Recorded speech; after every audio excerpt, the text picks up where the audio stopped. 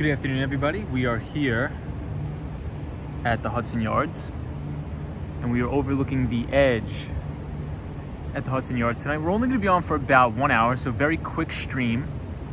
We're right here behind 34th Street and the new Moynihan train station at the Hudson Yards. And tonight we're just going to be talking about the U.S. debt ceiling. We're going to be having a quick discussion about that, walking around the Wetzel, or the Wessel building. And then we'll call it a night a little bit early. Hey, I see Troy 1995. What's up, Troy 1995? Hope you're well. Hope everybody is doing good. I see Dalton here. I see Brandy. Hey, what's up, Brandy? Troy 1995 says, like never left. Lupe, what is going on? Hey, I see Michelle McGraw says, hey, Tom, how are you? What's up, Michelle? Hey, Tony Cortez says, hi from Bakersfield, California. What's going on, Tony? Seal Bear 23 says, hi, Tom. Hope you're having a great Tuesday. I'm having a really good Tuesday. Very, very good Tuesday. Walking World says, $1 trillion coin. Renee 26 says, hey, caught you early. Hey, Renee. Arini 28, what's going on? Brandy says, my son Tyrese says, hi. Hey, Tyrese. Hope you're well, Tyrese. So this is actually the Edge building.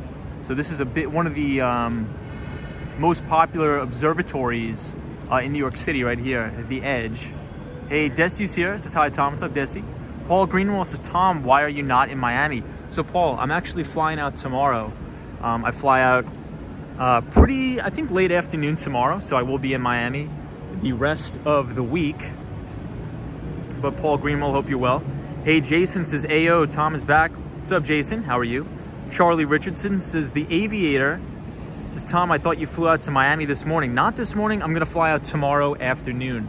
So I still have a couple hours in New York. I had to spend the majority of the day today packing up my stuff and shipping it via UPS to the new place. Dalton, how are you? Destructionist says, happy Tuesday. Michelle Cunningham says, hey, Tom, good to see you. Rini 28 says, will you miss the city? 100%. I'm definitely going to miss the city. Definitely going to miss the city, but I'll be back and forth. I'll definitely be back and forth. I actually have to be back in New York City for a big meeting the week of October 28th. So I'm probably going to be down in Miami for about a week, settle in, probably unpack some stuff. But then I got to turn right back around and fly to New York because I have a string of meetings the week of the 18th. Jonathan C says, where is this, Tom? So we are at the Citrovia near the new Hudson Yards. So this is right behind the Moynihan train station and the new Hudson Yards. Jonathan C, always good to see you. Rosie says, saludos. Hey, Rosie. What's going on? Matthew says, hey, bro, from Trinidad again. Love everybody from Trinidad. Jason says, good vibes. What's up, everybody? Hope you're having a good week so far. Walking World says, that Peloton store is always empty. How is their stock so high? Netflix model. Says Walking World. I think Peloton is actually about 52% off of its all-time highs last time I checked. Zap Allen says, oh my God, Tom, you're on early tonight. Hey, what's up, Zap Allen? So we're at the Citrovia, but let's do a quick lap around the Hudson Yards. And then I think we'll skateboard downtown and we'll hang out a little bit, but it's good to see everybody. But we're gonna talk about the debt ceiling today. We're just gonna touch on that very, very briefly. Hey, I see Andrew Calhoun is our moderator from the one and only Australia. What's up, Andrew? Tony Cortez says, my birthday is 2 months away. Love that. Desi says, wow, this is beautiful. Yeah, these lemons are so lifelike, aren't they? They're incredible. BD says, Yanks playing versus Red Sox now. You probably know. Let's go, Yanks. Hunter Butler says, hey, Tom. What's up, Hunter? Hope everybody is well. We are at the Citrovia here at the Hudson Yards. Great Walk says, looks like someone doesn't want to leave New York. I'm glad you're in New York, I know. So I have a couple hours until I fly back to the one and only Miami. Hey, Kenneth says, hey, Tom, hey man, thought you moved today. So Kenneth, I'm flying out tomorrow. So tomorrow I got to go to JFK and then I will be flying out to Miami. So I will be staying the night in Miami tomorrow. And then everybody, if you can see the Empire State Building, the very top of the Empire State Building right now. Beautiful. Lupe says, does it smell like lemons? Yes, the exhibit actually does smell like lemons. Gene says, hello, Wall Street Skate Bro. Chris Mills, what's going on, Chris? Lewis Peak says, are you going to change your screen name to Miami Skate Bro? We are not. Well, good to see you again. Hey, Lee says, I thought you were in Florida. We will be in Florida tomorrow. Tomorrow, Lee. Paul Greenwald, hope you are well. Kenneth, always good to see you. Michelle McGraw says, I'm glad you're on early. I've been missing the other streams. Yeah, we usually stream at probably like 10 o'clock at night, don't we? I mean, it's been really... I've been terrible with the times of the streaming. That's mainly because I've just been working all day. But Joey's here. Gigi NYC says, Tom. Hello, everybody. What's going on, guys? The Catman Games says, good evening, Tom. How are you? I'm very good. Very, very good. So for everybody just joining, I am flying out to Miami tomorrow. I think my flight takes off at 3. I think it takes off at 3 o'clock. So hopefully we'll have our first test stream either tomorrow from the Brickell in the financial district of Miami, or if not, if I don't have time, we will do it on Thursday. Tomorrow's Wednesday, right? Yeah, tomorrow's Wednesday, I think. Edson says, hey dude, what's up? What's up, Edson?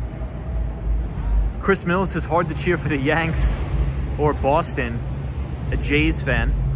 RJ says, Tom, are you near Collins Avenue in Miami? No, we are actually 34th Street. We're right here at the Hudson Yards at the Citrovia. BD says, your arms are going to be sore. This is BD. Lupe says, I wish I could have bumped into you last week when I was in New York City. Should have hit me up, Lupe. I hope you enjoyed your time here, though. Tyree says, hey, Tom. Lewis Peak says, who made the sculpture? I'm not sure who made this, but this is for anybody who wants to come.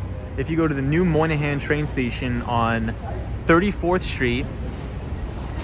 Street, Penn Station, you could walk right here. Ride your skateboard to the sculpture. Soho guy says, yo, Tommy, you going to view the yards? Yes, we are, Soho. Good to see you. Good to see everybody here. Soho guy, yo. Hey, Shari says, hello, hello. Fall in New York is the best. It is the best. Indeed.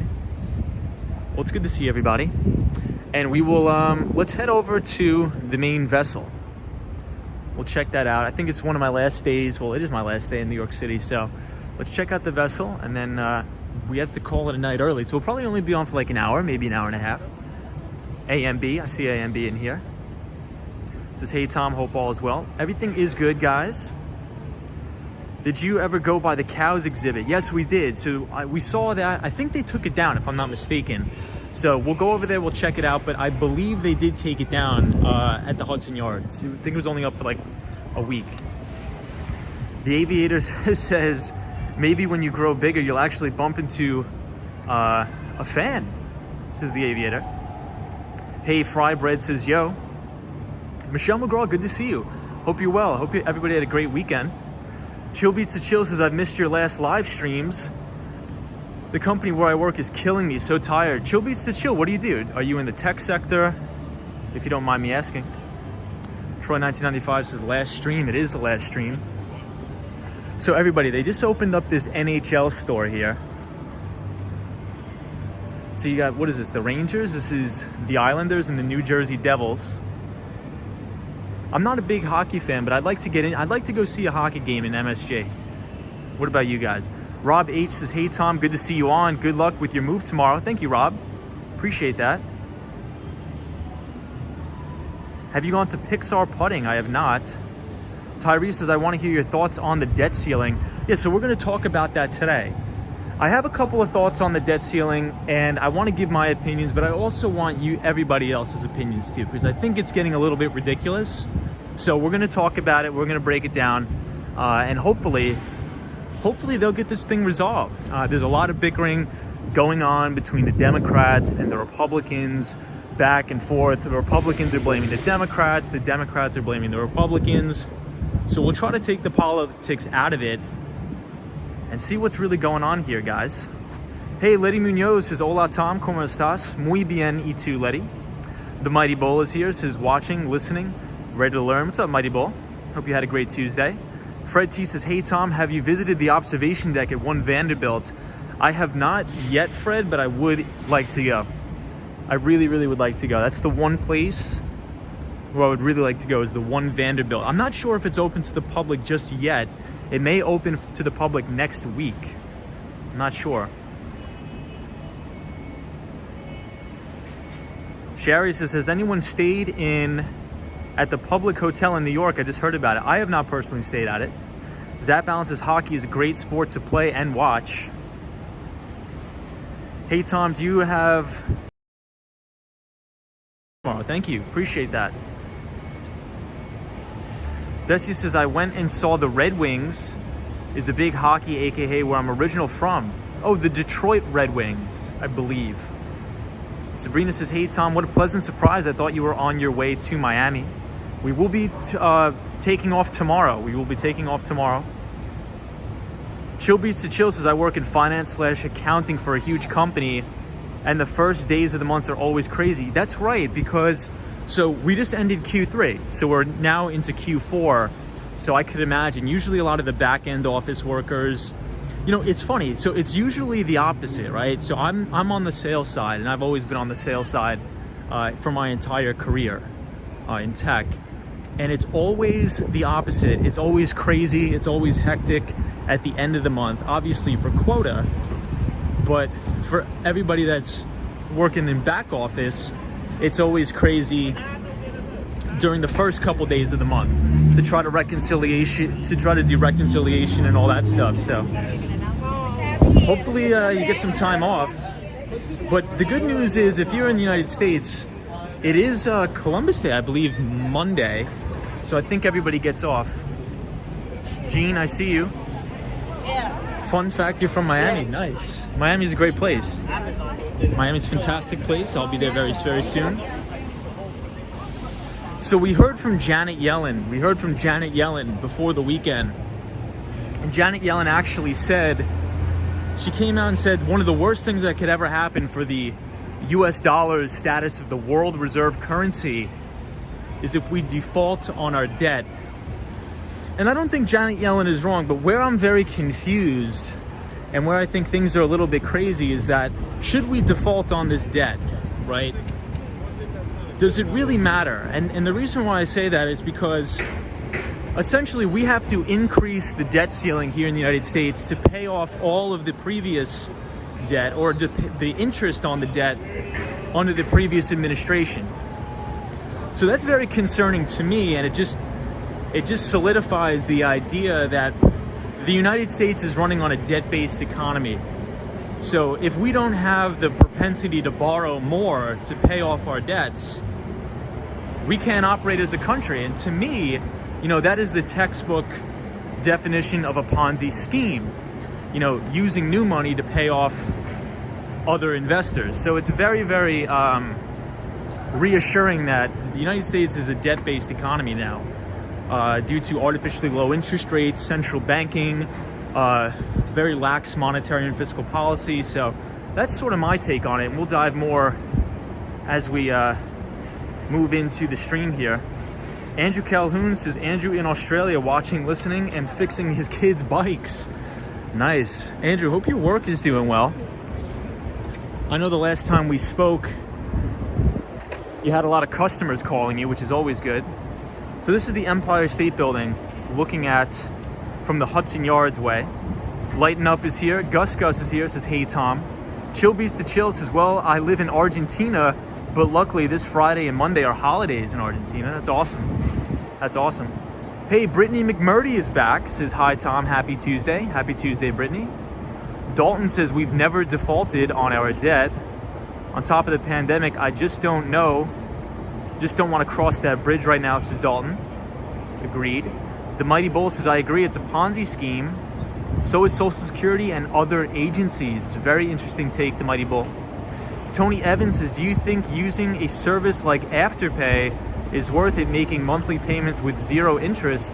Yeah, so Tony, we had a stream talking about the buy now, pay later. And I think buy now, pay later is going to take significant market share of credit card companies. So if you think about Visa, if you think about MasterCard, I think a lot of buy now, pay later companies are going to steal a lot of that market share. And that's why we see companies like Amazon, Walmart, and Target adopting and even making big acquisitions of buy now, pay later firms. Hey, Action Kid is here. Hey, Action Kid. Says my family can't even get through the Social Security to apply for benefits. They never answer the phone, says Action Kid. That's not good. That's not good. Jimmy Anderson says, cheers, my dude. Good to see you live. Sorry, watching the baseball game at the same time. No problem, Jimmy. The one and only Jimmy Anderson. Yeah, but I think buy now, pay later is going to make up a significant portion of the e-commerce economy. The only thing is, what you have to watch out for with the buy now, pay later, essentially what it is, you can receive acquisition of the products, but you can make, it's either 4 to 6 no interest payments in terms of installments. So they do no interest installment payments. The only thing is, if you read the fine print, if you miss one of those payments, you know, the fees and the fines are pretty massive. So you got to make sure you don't overextend yourself, because that's when they really get you. Hey, Lay Thus is so confused. This is in North Miami Beach. Yeah, Lay Thus. So my flight, I'm actually flying out tomorrow at 3 o'clock. Well, right around 3 o'clock. That's when I will be flying out. So I thought I'd just take a quick walk around the vessel. Gerald Lee says, hey Tom, good to see you tonight. What's up, Gerald Lee? Lighten Up says, you just missed New York Life vlog about 5 minutes ago. Hey, Amazon, that's awesome. What's up, Lighten Up? Mr. Snipes is here, says, we missed Seagram Building. Yes, the Seagram Building is my favorite building in New York City. Soho Guy says, you know what's better than Social Security? A Tesla bot. That's a fact. Gene says, Wall Street Skate Bro, I hope you have a safe trip to Miami. Good shot of the Empire State Building. See you in Miami. Appreciate it. I'll see you there as well, Gene. The Mighty Bull says, I believe we are headed for a financial disaster because of corrupt politicians. I think a lot of people think that as well, Mighty Bull. I think a lot of people share the same viewpoints as you. William Creech says, good evening, everyone. Be safe. Safe travels. William, thank you. Snipes says, I learned about index funds from you. Thank you, bro. Yeah, Horatio Snipes, I think that if you're new to investing, I think it's probably very good for the first products that you're exposed to are very low-cost index funds that either track one of the major indices, the S&P 500 or the NASDAQ. Bonzo Law says, it's too bad the vessel is closed. Yeah, so I'm not sure about that. So is the vessel closed for good? Because they opened it and then unfortunately we had another incident. So I'm not sure if it's going to be closed for good. But then again, I do understand the circumstances that they are in. Andrew Calhoun says, is the vessel still closed? It appears to, so we'll take a little bit of a walk around, because actually I'm not sure. I'm not sure if it's closed or not, but I know that they closed it due to some unfortunate events, in which case they had to put in place some extra precautions to prevent, unfortunately, suicides here. But it looks closed right now, but maybe not during the day. I'm not sure. Hey, Kobo Bunny says, Wall Street Skate Bro, hopefully you have actual autumn weather. I have an entire week of 90 degrees Fahrenheit plus weather looking forward to. Wow. Kobo Bunny, that's great. Hey, Glenn Schultz says, get a flu shot. Oh, get a full shot of that building. I thought you said get a flu shot. I'm in full pandemic mode, guys. Okay, it's closed until further notice. Got it. GGMYC says, this place saddens me now. I'm glad it's closed for good. Yeah, I think a lot of people share that same viewpoint, Gigi. I think I share similar viewpoints, but what I think this is what they should do, and this is in my opinion. I think that, so in the openings here, if you guys could see, these openings, they should put either nets or clear glass so that nobody can climb over or jump over or at least try to. There needs to be some sort of risk mitigation perspective here. What they did is essentially instated a rule that you need to be with at least one other person. I believe that was the rule. I don't think that's enough. I think that's unacceptable. I think they should have had more security, or they have to put nets up, because I think what they did was really negligent, in my opinion. Hey, Sabrina says, is opera season open in New York City? I love the opera. Not sure anyone does. I love the opera. So Lincoln Center, beautiful, beautiful place. I think it is open, but I believe you just need to be fully vaccinated in order to go to those type of events. So we'll get a full shot of the vessel. My last night in New York, so I thought I'd just come back to the Hudson Yards. Hey, War Walker's here. What's up, War Walker? Says, hi, Tom. Good to see you this evening. It's so good to see you. Good to see you as well, War Walker. So we are at the vessel, the Hudson Yards, one of my favorite places in the city. I see Charlie here. Charlie, hola, ¿cómo estás? The finisher, and they started to charge a $10 entry fee. Great Walk says, last night I went to my first soccer game since the COVID started. It was crazy, just amazing. Wow, which game did you go to, Great Walk? I'd be interested to see. Horatio Snipes says, are people jumping because of the stock market going bad?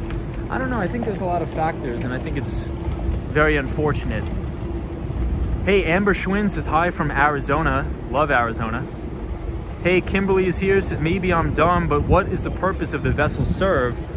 I think it's just meant to be an attraction, right? So there's no stores, there's really nothing about the vessel. It's just a piece of artwork and an observation deck. So for anyone that doesn't know, you could actually go up in the vessel and stand and take photos and, you know, see the sights in New York City. But there's unfortunately been a lot of not too positive things that have happened with the vessel. Hey, Nicholas Prasad says, hey, Tom. No more Empire State Building marketing for a while from you, I guess. Yeah, Nicholas, looks like the Empire State Building is going to have to hire another propagandist, as I should say. The Mighty Bull says, Tom, when will your first live be in Miami? So we're going to, it's probably not going to be tomorrow, just because I'm probably going to arrive to Miami so late. So I'm probably not going to be on tomorrow. It will probably be on Thursday. Two Wheel Pine says, what's up, Tom? Glad to see you live. Didn't think we would see you until Miami. I didn't think I was going to be on tonight either, but I'm glad I am. So I'll show you guys these two buildings. I mean, the buildings at the Hudson Yards look beautiful. Lighten Up says, how long do you expect to be in Miami? Probably in perpetuity. Hey, Wifey 1995 is here, says, I love the edge and the vessel. Stock took a massive hit due to a major outage yesterday. Yes, and also we have the Facebook Whistleblower that came out. But here's my take on that. So somebody that used to work, and the lady that came out as the whistleblower on Facebook, she's an incredibly brilliant woman, like unbelievable. If you look at her credentials, I mean, really impressive stuff.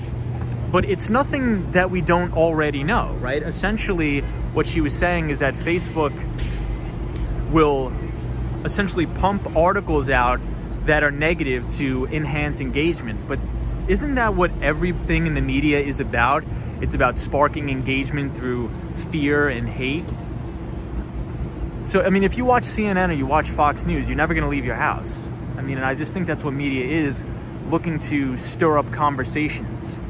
So I think we already knew that. Bonzo Law says, was Facebook outage due to a cyber attack? I don't think we know the exact cause of the outing just yet, Bonzo Law. Alice says, good evening, Tom. What's up, Alice? Good to have you with us. Great Walk says, I'm from Argentina, so I went to see the team I'm a fan of. It was cool. That's awesome. Kim Grant says, hi, Tom. Checking in from Arizona. Love that. Diego says, do you like soccer? Did you know the greatest team in the world, River Plate, beat Boca this Sunday? Yeah, I played soccer in college here. Matthew P says, hello. Layda is here. How are you? William Travis says, what building is this? So we are at the Hudson Yards, and we are overlooking the vessel. The vessel.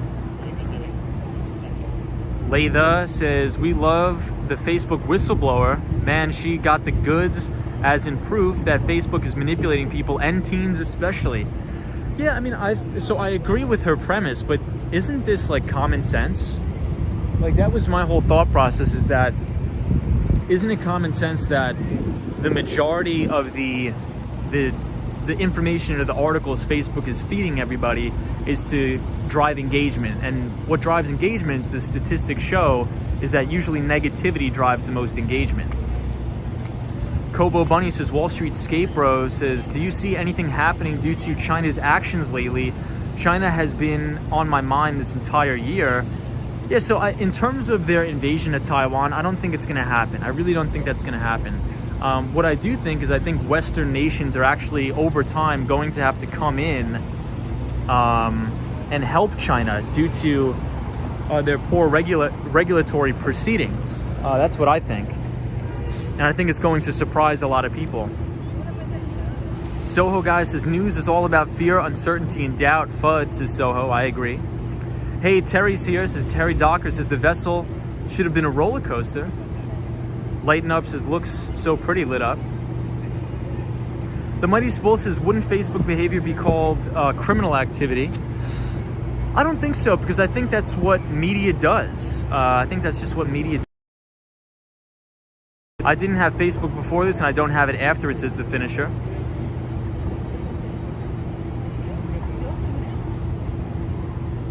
Sabrina says, is there anyone more agreeable than Tom? You are so kind to everybody. Thank you, Sabrina. Appreciate that. Eric says she wasn't much of a whistleblower. I mean, she was, I watched the 60 Minutes episode. I actually did watch it. And she makes some really, really fantastic points. However, these weren't like earth-shattering things. Maybe, at least not for me, but I think what the whistleblower in terms of Facebook was is just confirming all of our suspicions that we already had.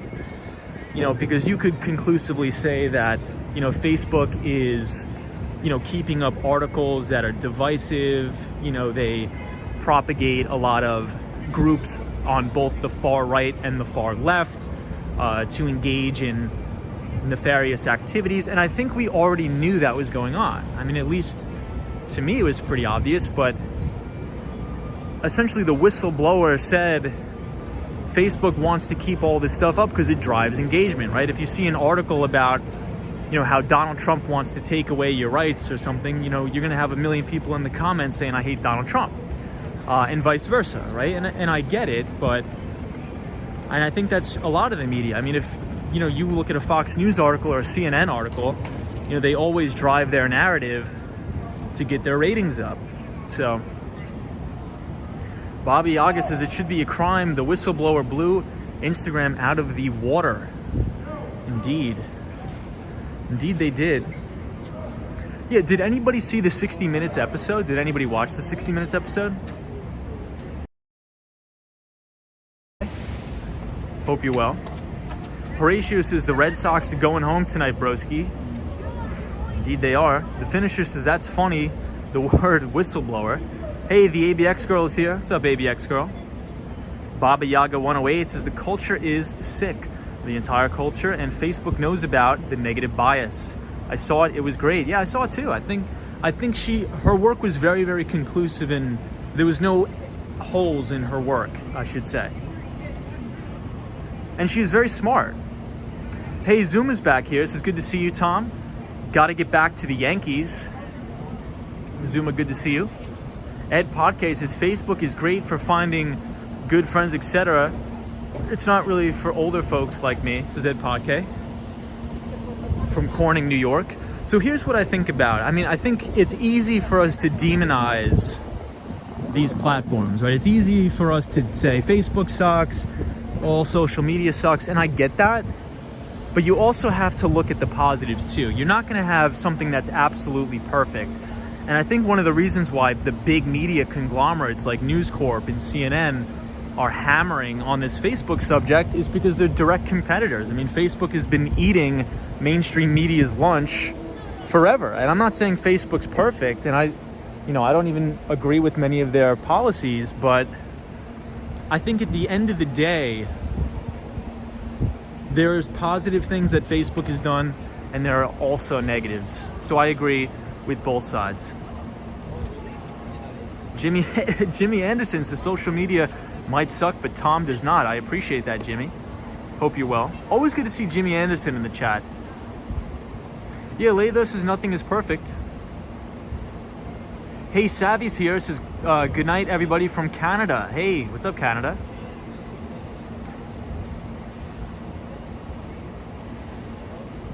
Hey, Ray Davis says Whistleblower wants legislated speech codes. Forget it. The platforms have curtailed free speech enough. They don't need government setting speech codes. Yeah, so I think R.Y. Davis makes a very good point, right? I think the waters are going to get extremely, extremely murky in regards to rules and regulations because, you know, I think we're going to have to write new rules and regulations for the new age of social media. And I think I think a lot of people are not going to like it. And I think it's going to be very, very controversial. So I think you make a very good point. Hey, Beer and Bets podcast is here. Says, appreciate the shout out the other night for my podcast. You're the man, Tom. Amen. At Jimmy Anderson. What's up, Beer and Bets podcast? Hey, Diego says, greetings from Brazil. We have a lot of Brazilian viewers, so welcome everybody from Brazil. Diego, I hope you're well. Hey, Sally says, hi, Tom. It's always good to see you. Always good to see you as well, Sally. Mail says, it's not just that we knew, it's that Facebook has been lying to us, which is why they're being compared to the tobacco industry 50 years ago. You know, that's actually a very good point. That's actually a very, very good point. I never thought about it like that. That's a good perspective. So so what you said was right. You know, it's not that everybody already knew this, but it was that Facebook wasn't being transparent about the data that they had. So I think, you know, maybe there does need to be ramifications. I think we'll see. I think it's very kludgy. It's very, very kludgy. I don't think it's clear.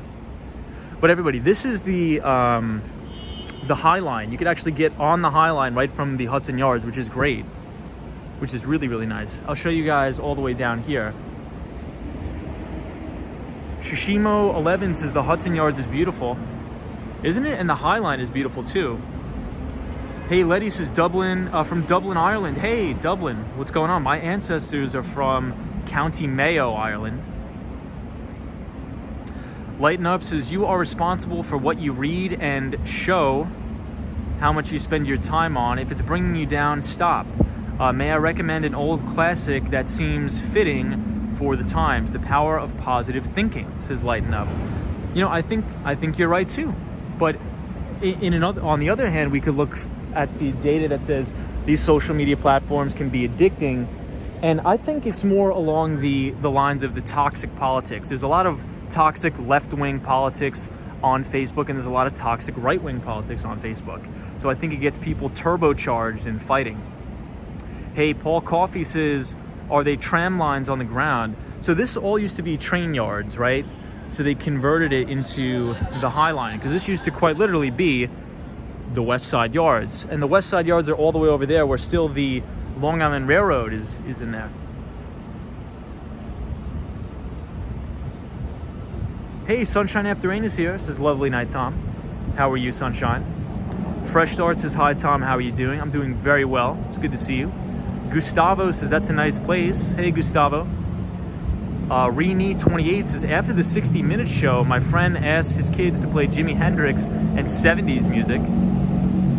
Sally says, beautiful night, Tom. Dalton says, understandable, but I haven't had Facebook since the early 2010s when I was in high school, and it was highly toxic. I agree. I haven't been on Facebook in a long, long time, guys. I don't even think my account is still active. Zuckerberg wanted his own currency, and Congress shut it down, says Christian. Gen Xer says, Illuminati. Fish says, unless you need it for work, avoid social media. So here's another interesting proposition, because I was listening in on Twitter Spaces. So one of the things that I like to go on a lot is Twitter Spaces on financial Twitter.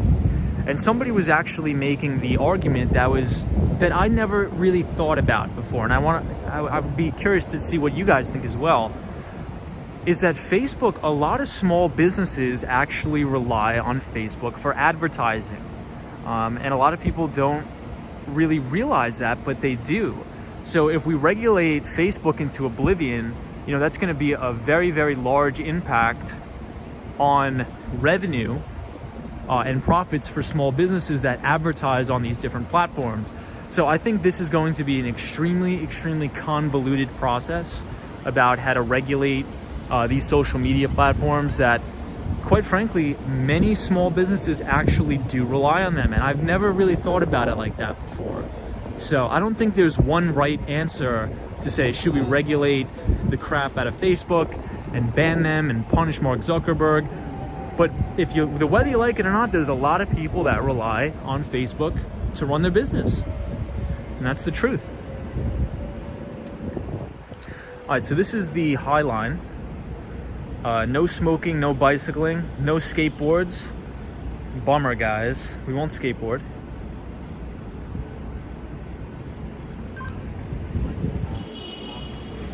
Michelle McGraw says they just want it to be more regulated, especially for children. I agree with that. I think there should be age limits. Is there age limits for Facebook already, Michelle?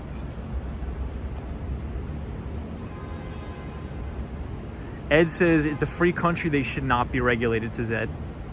Soho Guy says, hey Tom, I advertise on Facebook for Amazon resale business. Interesting. Laytha says, having been a teen myself, it is astounding to me how many parents think they know, but those are actually parents who have really no idea what's going on in the kids' lives. That's scary. It's a little bit scary, guys. Hey, Girl Loves Hemp says, hi everyone, I can't believe people still use Facebook. I think so too, but there's a lot of people in emerging market countries that depend heavily on Facebook to communicate with their families. Hunter Butler says Facebook is a private company, not a public utility. It's a very complex subject. Exactly, Hunter. I agree. Great Walk says, I just realized I'm watching your live stream with 4G and not Wi-Fi. Fresh Start says, Tom, can you take me to Times Square? Maybe we'll have time for that tonight. Perhaps. Paul Coffey says, wouldn't it be more in line? Yeah, well, I think there's a lot of rules and regulations on Wall Street, especially after the 2008 financial crisis. But definitely, I think the regulations that I agree with on Wall Street is mainly about rampant speculation, and especially, we saw a lot of regulation in the mortgage market after 2008. It's very, very difficult to get a loan now. It's not as easy as it was before.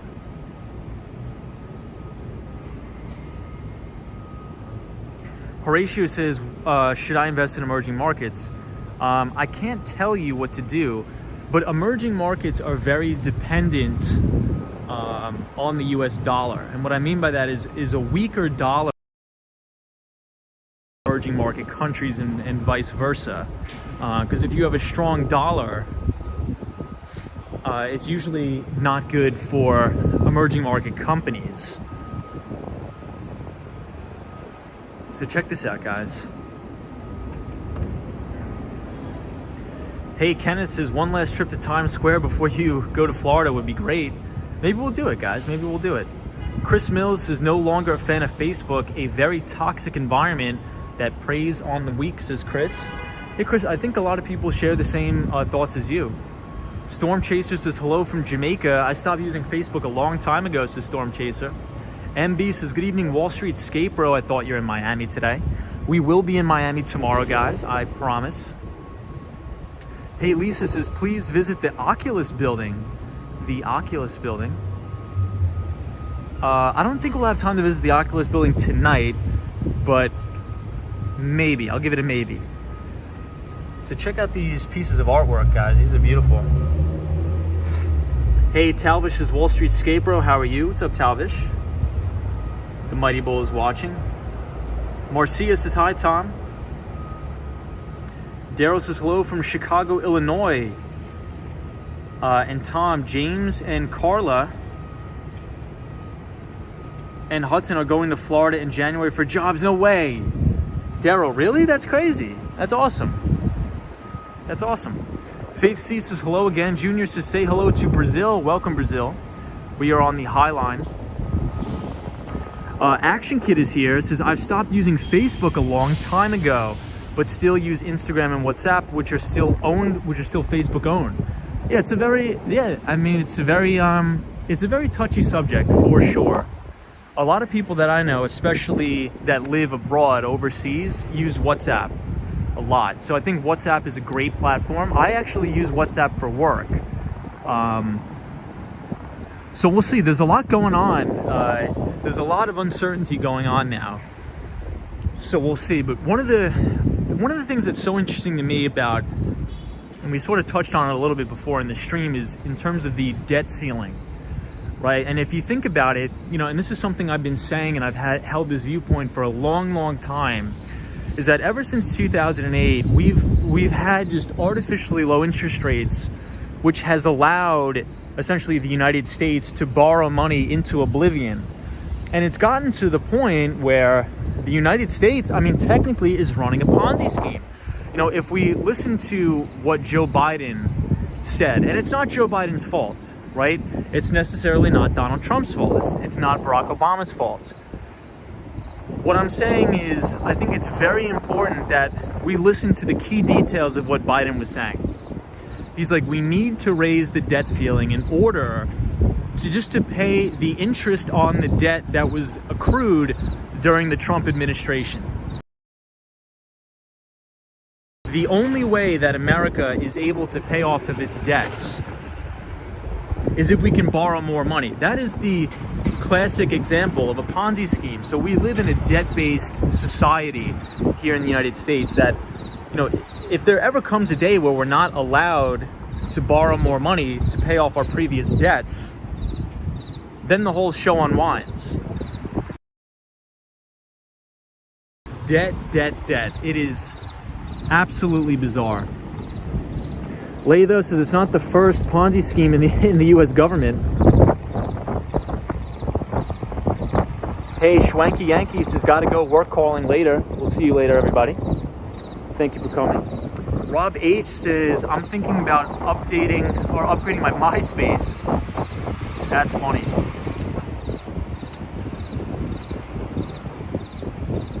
Hey, Kitchen Lab says, the vessel. What's up, Kitchen Lab? Melissa White says, hey, bro, nice to see you tonight. Good to see you too, Melissa White. Sally says, beautiful, Tom. Daryl says, just contact them, see what happens. Nick says, I own electronics companies, and we heavily depend on Facebook or businesses selling, etc., nationwide and all. Yeah, so Nick, we were talking about that, and I was on one of these Twitter groups, and they said, everybody likes to bag on Facebook, but we don't realize how many small businesses actually depend on Facebook every day for advertising. So I think it's a very complex situation. Action Kids says it's a never-ending cycle of debt started by the Federal Reserve. I agree with you, Action Kid. And it's very bizarre to see how it's all going to unravel, because one of the things that's very interesting to me is that I think if you listen to a lot of the economists out there, technically he's been right. Peter Schiff has also not made any money. And what I mean by that is he's calling out the Federal Reserve, artificially low interest rates, the bubble economy, the bubble stock market, the bubble housing market. But I think what a lot of people have underestimated is the fact that the Federal Reserve can keep the quote-unquote balls juggling in the air a lot longer than anybody could have ever imagined in the history of the world. So if you weren't long the stock market since 2008, and you were long like gold or emerging markets, you lost a lot of money. So it's something very interesting to think of. Hey, Debt to PC is here. What's up, Debt to PC? So this is the Edge, everybody. The Edge. I've never been up there, but I would like to. Action Kid was up here. I saw Action Kid stream up, I think it was a month ago, up here. Nick says, I would say we probably do anywhere from 40 to 60% of our overall monthly revenue just from Facebook selling our electronics. See, so this is I think Congress has to be very, very careful about how they approach this situation. Very, very careful, because if they regulate Facebook too much, if they regulate other social media platforms, which Action Kid has pointed out, Facebook does own Instagram. That's also used for advertising as well. we could be hurting small businesses, which we don't want to do. So I don't know the answer about how we're going to solve this situation, but I think it's going to be extremely interesting to see how this plays out over the next few months. So these are amazing views here from the High Line. This is looking downtown. Cheryl says, why don't we prioritize our debt payments and come up with a responsible plan to balance our nation's books? I don't even think that's possible at this point. I really don't think that's even physically possible. I just don't think the flow of revenue from taxes could even possibly cover it. Lady O is here. What's up, Lady O? How are you? Says, hey, Tom and everybody. Facebook also owns WhatsApp. Yes, that is true. Facebook does also own WhatsApp. Chris S says, the government hurts small businesses enough and they don't care, says Chris S. CC says, where does the U.S. borrow money from? Should I be concerned about my 401k and stocks? Yeah, so I mean, essentially we have a blank check, right? And one of the things that is in topic of discussion, if we listen to Janet Yellen. So Janet Yellen was former Treasury Secretary, Janet Yellen, and she said that, if we default on our debt, then our credit ratings go down. So from Fitch Ratings, we have I think a AAA credit rating, right? And so that's essentially rock solid because the United States has never defaulted in the history of the United States, unlike some other countries like Greece and things like that. So if we default on our debt, not only does Americans lose trust in the government, but nations around the world as well. And I think a lot of people don't realize that the U.S. government isn't the most powerful entity. The most powerful entities in the world are central banks. And so here we have the Federal Reserve, which is Chairman Jerome Powell. And there's a very good book, if anybody is interested in learning about the Federal Reserve. It's called The Creature of Jekyll Island. And there's another book called The Fed, if you want to learn about central banking and the Federal Reserve. Definitely read those two books. Hey, Kurt Flirt says, Janet Yellen also just said that we are going to be broke by late October. Yeah, so October 18th is the cutoff date for the debt, when we're essentially supposed to run out of money. So what I think is going to happen, this happens all the time. I think this happened during Obama as well. Everybody fights about it. Everybody screams and yells. And then we just wind up raising the debt ceiling anyway. Action Kid says, Janet is the Treasury Secretary. She used to be a Fed chairwoman. Yes, apologize. Yes, that is right. And that's another thing too. Why are former Fed chair people allowed to serve in the Treasury? Isn't that a conflict of interest? I think that is, I think you're totally right. And yeah, I misspoke. You're totally right. What I think it is, I think it's just elitists are interconnected with each other. And I think Federal Reserve, and it's not just the Federal Reserve, it's central banks all over the world are just using monetary policy for their own interests and even corporate interests as well. Hey, Annie PZ with the $10 super chat. Thank you so much. I really, really appreciate it. Thank you so much. Hey, Charlie Richardson says, I love these interesting discussions. George says, why don't we show New York and drop the politics? Says George Butterfield. What's up, George? How are you? Alex says, we are experts in defaults. Michael F says, good evening. Thoughts about the amount of volatility in the markets currently? We will cover that, indeed. So we're here at the Hudson Yards, but we are on the High Line right now. Marcus says, hey bud, good to see you online, opening the phone. How many crypto bull runs we still have on, your opinion? Cheers.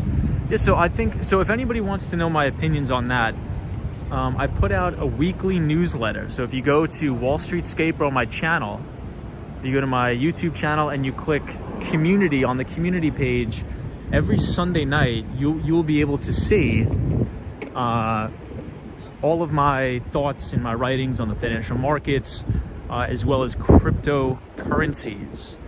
I don't really deal with anything besides Bitcoin and Ethereum. I think all the other ones are very, very fraudulent in my opinion, but that's just me. But yes, I'm over the long term. I'm still bullish on Bitcoin and Ethereum, especially in this environment. Absolutely.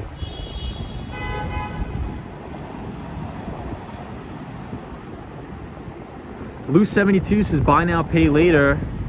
Not new, layaway, been around for years, says Loose72.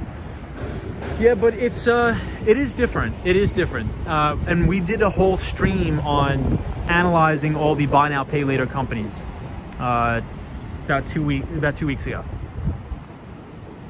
A $10 trillion blank check, no way, says Cheryl.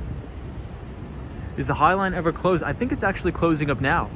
The Mighty Bull says you enjoyed the newsletter. Thank you, Mighty Bull. Appreciate it. Alex says central banks always generate inflation. I think that's the goal of a central bank, is to inflate and buy it all. Be the lender and buyer of last resort. Fresh starts this time. You're skipping my comments. Sorry if I can't get to everybody. I apologize. Leitha says elitists believe the rules and laws of society and the social contract should apply to everyone else but them. Very interesting. Very, very interesting.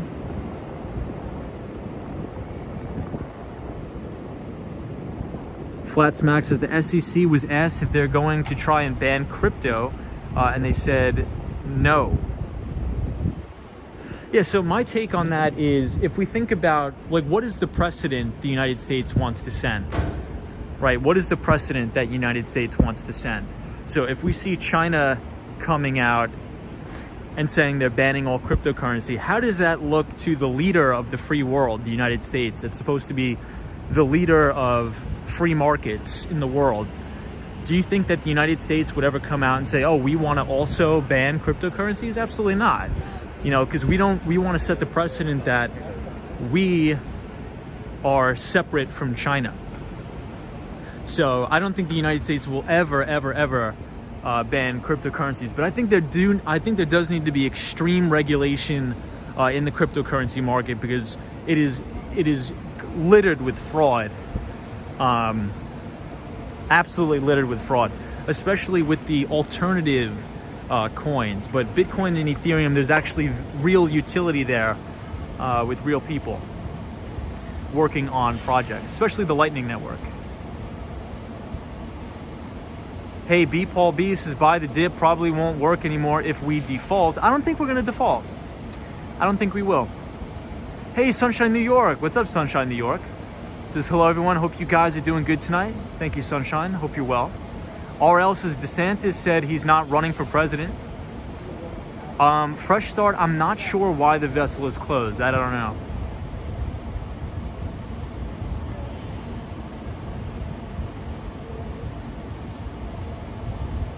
Talvish says, Tom, how long will you be in Miami? I believe in perpetuity. Sergeant 8595 says, Wall Street Skate Bro, hey, you should do a stream in the winter if it snows. I love New York City when it's snowing. We'll definitely do that. Wet Soup says, hey Tom, where are we going tonight? We are at the Hudson Yards. Razzle Dazzle, our pal, the MRI technologist from Cali, says, hi Tom, what a beautiful view. What's up? What's going on, everybody? Patrick New York says, cryptocurrencies aren't going away anytime soon. What's up, Patrick New York? James Brumley says, not a fan of Florida, but interested to learn about it through you. Yeah, not a lot of people like very, very hot and humid weather. I do like very hot and humid weather, but I will be back and forth between New York City and Miami, Florida. Eugene says, also scammers use people to buy Bitcoin and Bitcoin machine. Indeed they do. Josie, what's going on, Josie? Patrick New York, how are you? Eric, Kenneth says, Tom, where's the big globe sculpture with the people holding it up? I'm not sure, Kenneth. Maybe at Rockefeller Center, that's what you're talking about. Juan says, hello, Tom. How much further do you think the market will drop? Me personally, I think the lows are in. But again, I could be wrong. But I think the long-term trend is still bullish. the long-term trend is still up, because at the end of the day, the Federal Reserve is going to inflate. And one of the things I wrote about in the newsletter is that this week is especially important for the Federal Reserve. And the reason for that is, look at these dogs.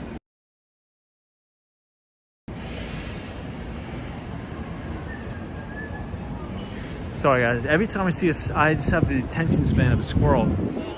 So this week is especially important for the Fed, because Chairman Jerome Powell said, predicated on the September employment numbers, if they're exceptionally strong, he will authorize a $130 billion taper.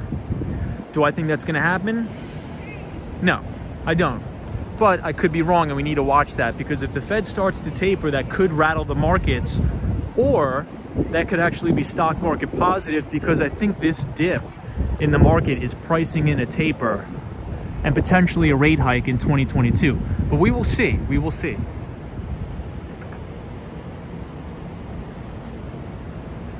Cheryl says the default question is scare tactic. The country receives revenue streams all year long. We can easily pay the interest on the debt, says Cheryl. Henry says hi from Hong Kong. Hey, everybody from Hong Kong. Ella says, I love hot, humid weather. Tired of the Northeast. I love both. I just don't like the snow. I don't like the very cold snow.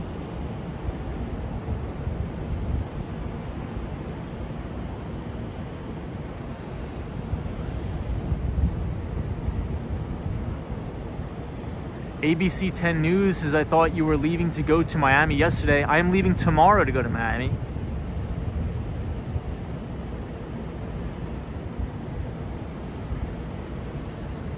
It's beautiful here at the Hudson Yards. Hey, I see Dave here. RL says September numbers will be up as more went back to work. Hopefully. I hope it will. Sunshine after rain. No, lady, we do have the skateboard tonight, but there's no skateboarding allowed at the Hudson Yards, so I don't want to be a menace to the people here. RJ says, Tom, is the economy going to crash with no containers being filled, shipped, or able to dock? Yeah, so I mean, I think we're just going to have to deal with supply chain constraints for a little bit longer, right? I just think that's predicated on the pandemic. If you shut down the global economy for 4 months, I think it's going to take a year or so to work out all the kinks. So I think supply chain issues will persist, and I'm even seeing that in my business. Like some of the hardware that my customers needs, whether they're routers or whatever, they're almost impossible to get, and everything is pretty much 6 to 7 weeks out. Warren Drew says China is expecting 0% GDP growth. I don't know about that. Bor Yager says, hi, Tom. What's up, everybody? I mean, what a lot of people don't know is that the United States is growing at its slowest pace in history, as a percentage of GDP.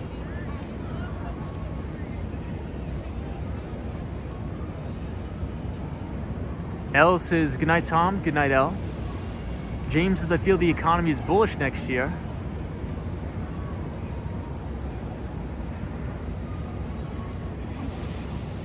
Faith C says, if I invest in your membership, is it a good investment? It's just a way to support the channel. There's absolutely no obligation to do it. It's just a way to support the channel to continue doing the live streams. But we post a lot of free content, and if you want just to read a free newsletter, it's on my community page, and I post it every Sunday. But I think, so I've been seeing a lot of questions in the chat about the stock market. So I think the biggest thing about the stock market, if we look to all of the greats, like the greatest of all time, Stanley Druckenmiller, right? It's always predicated on what is the Federal Reserve doing? Are they going to raise interest rates? Are they going to start to taper? Because you got to understand, during the COVID crash, and I'm not allowed to say that, the COVID crash, we have to understand what happened. The Federal Reserve dropped interest rates near zero, and they started unbelievable asset purchases, unbelievable, which is essentially buying assets. That includes mortgage-backed securities, the Federal Reserve, which in turn props up the financial markets. So long as there's a direct correlation, you can actually look it up, it's publicly available information. If you look at the Federal Reserve's balance sheet, if you look at the Fed's balance sheet, and you look at a monthly chart of the S&P 500, they're almost following each other in tandem. Warren Druce's INMD is doing good after 2-for-1 stock splits, is Warren Drew. I'll try to read some of the comments. Dave, I see Dave. Warren Druce is bullish on biodrugs, ? I don't own any biotech stocks just because I'm not educated, and there's a lot of things that go into biotech companies. So for example, the majority of, especially startup biotech companies, they're very reliant on one stream of revenue for the company, which is usually a drug that is undergoing R&D, or research and development. So I'm not smart enough to know whether it's going to get FDA approval or not. So a lot of the times these drugs, the companies are so hyped up that their stock prices inflates like crazy. But they can crater 50 to 70% overnight based upon the FDA not approving their specific drug. And then the whole company goes out of business because their revenue streams are so predicated on the approval of certain drugs. So I'm not a healthcare expert. I'm not educated in it, so I just stay out of it.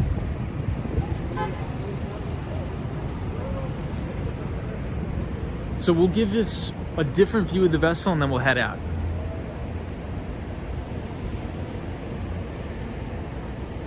Kurt flirts his stock splits. So actually, stock splits are pretty much really irrelevant, right? It doesn't change the valuation of the company at all. It's just, we'll go into that a different night. How much is a hot dog there? Probably $2, $3. Another bubble will cause the economy to tank, like in 2007. Very interesting. Why are tech stocks down? So in the newsletter I wrote, I gave an explanation. Usually when yields rise, right? When yields rise, that's why I always look at that 10-year treasury note. A lot of the times when yields rise, stocks that are predicated on pricing earnings far into the future, those earnings far into the future are now worth less today. So stocks that are very high growth stocks tend to sell off when rates go up and vice versa. Action Kid says, are there any high earning dividend stocks where there is no or limited movement in the principal? So Action Kid, a lot of people will say, oh, I just want to buy AT&T and get a 7% yield. But a lot of the times, and Jim Cramer says this a lot, which I think is very fascinating, and I actually agree with Cramer. A lot of people don't like him. I agree with what he says on this. You gotta watch out for stocks that have extremely, extremely high yields, because high dividend yields usually 9 times out of 10 are hiding an underlying problem in the company. So if you pull up any company that has an extremely high dividend yield, for example, AT&T, look at their overall earnings growth rate that's projected over the next 5 years.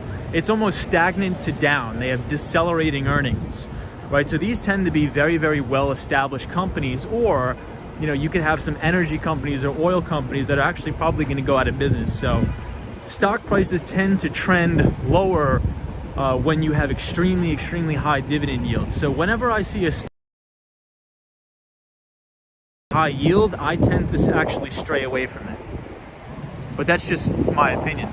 And for example, if we pull up AT&T, the ticker symbol is T, I believe they have like a 7% yield.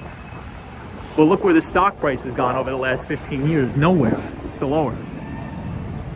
Or else is exercise bikes. Hey, the Austin tennis says, weren't we supposed to be in Florida? We will be in Florida tomorrow, I promise. I promise. Checkers X says, Kramer says yields over 8% usually means a dividend needs to be cut or share prices are heading lower. I agree 100%.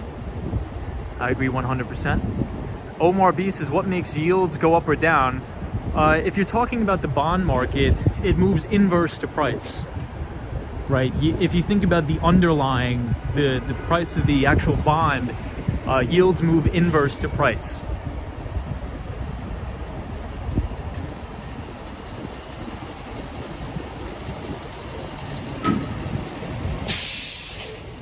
Warren Drew says Netflix did a 10-for-1 split, 700 to 70, now it's 600.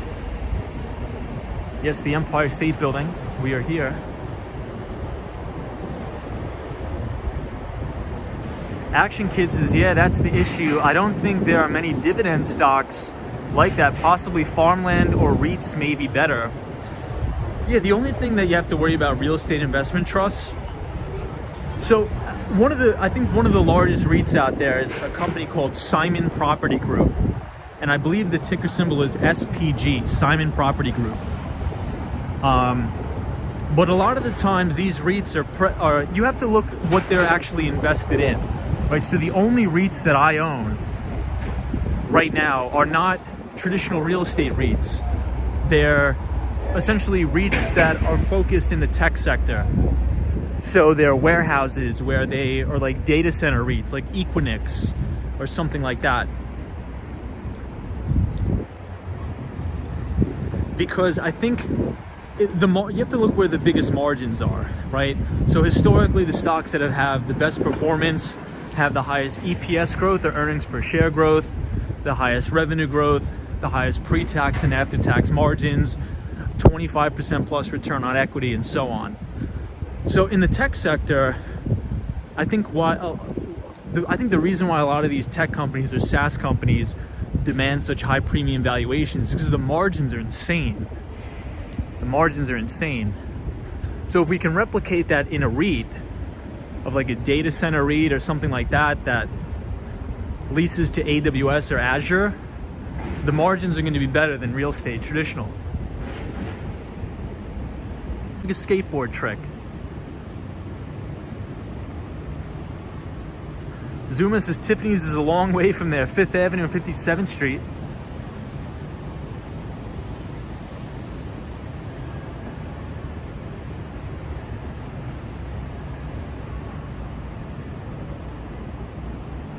Photos from around New York.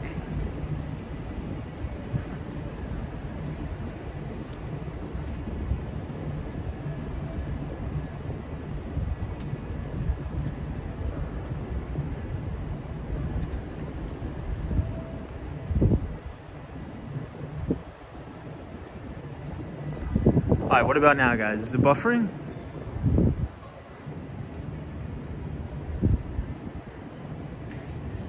Okay, Zap Allen, are we good now? I think we should be good now, everybody. Action Kids says I've always had issues with cell service around here in Manhattan. All right, what about now? Are we good? Is it better? Let's see.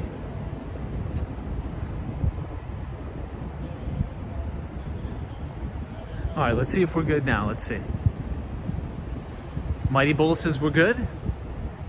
All right, let's see. Maybe I'll start walking over here.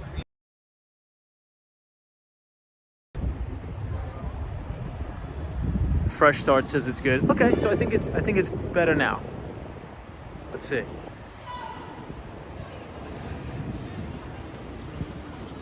Hey, Melissa White is here. Michelle A is here. What's up, everybody?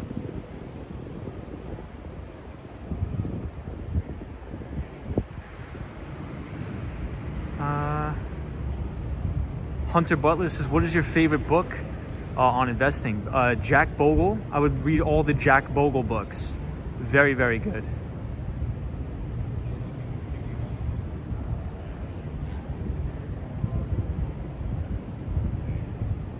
Hey, Bob Kish says, the lemon exhibit. We saw this with you, Action Kid. Yes. The lemon exhibit is nice. Very nice. Hunter Butler says, what book do you recommend for investing? So I would recommend 3 books. And I think if you look in the chat, Hunter Butler, the Nightbot will actually give you the books for free in terms of audiobooks on YouTube. The number one I would say is probably Jack Bogle's Common Sense Investing. if you want to know about basic index funds, and Jack Bogle was the former CEO of the Vanguard Group. So I would definitely check out Common Sense Investing. The second one would be Phil Fisher's Common Stocks and Uncommon Profits by Phil Fisher. That's a fantastic book. And then I would read all the books by Peter Lynch. And Peter Lynch is the former mutual fund manager that ran the Magellan Fund at Fidelity. So any of the Peter Lynch books, One Up on Wall Street, anything like that, those are phenomenal books. And if anybody looks in the chat, the Nightbot, I think every 5 minutes or so, will actually send you a link where you could check those books out for free on YouTube. Hey, Pink Hair says, hi everybody. What's going on, Pink Hair? Sunshine, New York, how are you? Faith C says, beautiful. Isn't it beautiful here? It's amazing, these things. These things are really cool. Patrick, New York says, would you choose to invest in dividend-paying stocks since you are still young compared to companies that would reinvest their profit into a growing company? So I'm essentially, I have two accounts. One, my long-term account, I dollar cost average into an index fund. And that's in my long-term account where I'll retire from. So that tracks the S&P 500, and I reinvest those dividends. I think the yield on the S&P right now is about 1.4%. So a dollar cost average into that for a retirement account, I think is a good idea. In my second account, I just manage my own money in terms of growth stocks. So I like to look for companies that are compounding out their earnings growth at a 25% annualized growth rate, 25% or more. BB says, hello from Texas. Love the display. What's up, BB? Always good to see you. Dave V says, Mr. Peace Sign. What is up, Dave? Good to see you again. Hunter Butler says, thanks, Tom. No problem. Juan says, Tom, what's your suggestion for retired people? I can't advise on where people should invest their money, but I think retired people usually look for yield, right? So a lot of the times people that are retired look to invest in annuities that pay them, pretty much it's sort of like they pay them a salary and they're called annuities. But if you're close to retirement, I would definitely set up a consultation with your investment advisor. Zap Balance is seeing all those lemons makes me want lemonade. Yeah, let's head to Bryant Park right now. I think we'll head there. 48 says, hi Tom, how are you? Hope you're good. I'm very good. Hope everybody is well.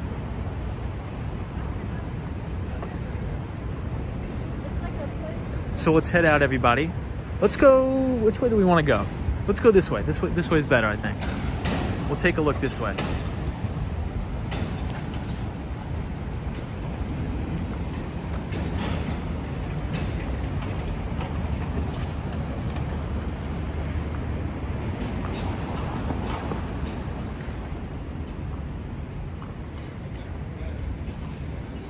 All right, everybody, so this is the new Moynihan train station.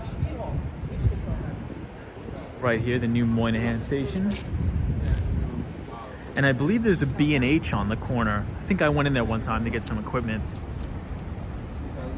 Juan says, Tom, is the traditional IRA a good investment fund for retired people? Yeah, I think the IRA and the Roth IRA. So there's two different things. There's a Roth and then there's your regular traditional IRA. I think everybody should have one. But a Roth IRA, all of your money can grow tax-free. Can grow absolutely tax-free. And then once you're at age of retirement, you could actually pull all your money out and pay no taxes on it.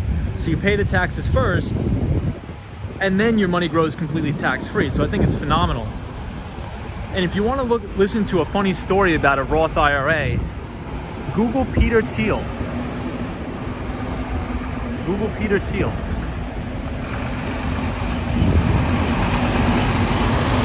Eugene says it doesn't look like a train station to me. Yeah, this train station does not look like a train station at all, but it's beautiful inside. Hey, Cosmo Scary, what's up, Cosmo? I do backdoor IRA. Yeah, Joey, a lot of people do. A lot of people do that if you own like your own business and things like that. But I think this new administration is trying to do away with that for tax reasons, but you know, we'll see what happens. Action Kid says, I think the biggest risk to an IRA is the government changing the rules about taxes. That's why I've never done one. Yeah, I mean, so Action Kid, they're actually talking about that now. They're talking about changing the implications of an IRA or a Roth IRA now. Do I think they're going to do it? I don't. I don't think they're going to do it because I don't think that'll be a good political move, right? Because if the way I look at it is we have to understand conflict of interest. And I think it's going to be a big conflict of interest for any government entity to mess with people's money. Because at the end of the day, these politicians just want to get reelected. And the worst way to get reelected is to screw with people's money. You know, it's just like what Bill Clinton said. He's like, dude, it's the economy. It's the economy. If people are doing well, they're going to vote for you.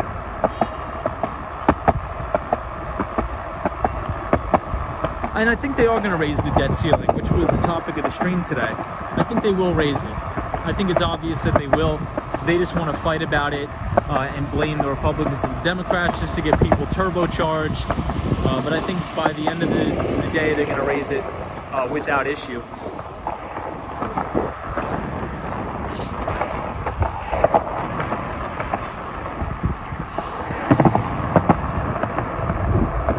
All right, so we're in the front of the Moynihan train station.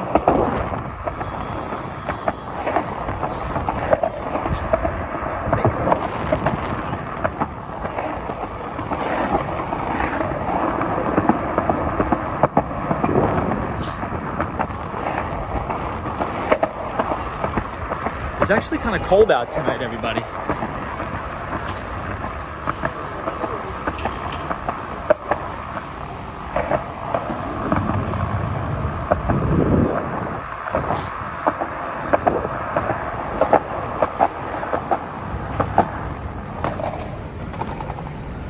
All right, here we have the Empire State Building.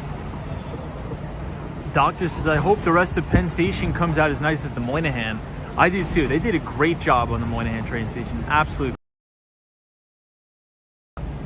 Photos from around New York says, oh look, they are about to repaint that advertisement up ahead. What's up, photos from around New York? Hope you're well. Fresh Start says, Tom, can you zoom up to the H&M building? Maybe we'll do that tonight. Fred T says, our government is spending way too much, hence hyperinflation. I think a lot of people share that same thing with you. Action Kid says, the government, I just lost your comment, is the biggest risk to IRAs. I agree. So we are right outside of Madison Square Garden. Hey, AZ is here, says, hey Tom, thought you'd be in Miami by now. Sorry I haven't been on your live lately, but I do check out your videos every now and then. I think many of us will miss your walks. We love New York City. AZ, appreciate it. We'll be back. We'll be back and forth for sure. Kurt Flirt says, it's always good to invest in an IRA regardless. The same politicians won't be in office forever. Yeah, I think it's just, I don't think politicians will screw with the IRAs, in my opinion. I really don't. Zap Balance says, fall is in the air. Grant Link says, hi Tom. What's up, Grant Link? The Mighty Bull says, you got to see Times Square before you leave. Maybe we will. Kurt Flirt says, Social Security cannot be counted on. You need an IRA. Zap Balance says, I predict Tom will continue to grow his channel in Miami. Yeah, I'll try to do live streams as much as possible for everybody. I will try. Here's one bad thing about... Oh, Dave says the game just finished. Is there a game going on at MSG? Hope not. Hope not.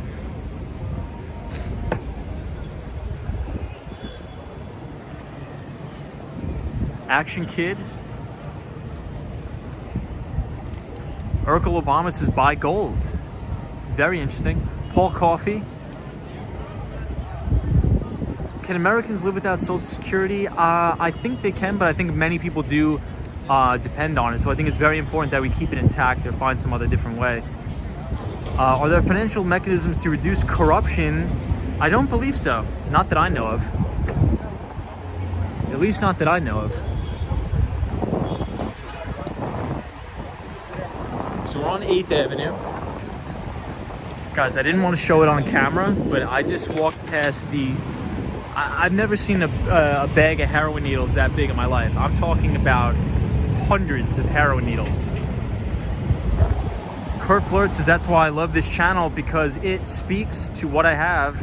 I've got 2 IRAs and thinking about a traditional. Look, I think it's very good to at least try to stock some money away for retirement. I think that's very, very good. But wow. I mean, I've never seen. I don't want to be negative or anything, but geez, that was like a thunderous bag of heroin needles. Wow. All right, so maybe we'll head uptown. We'll see what we got.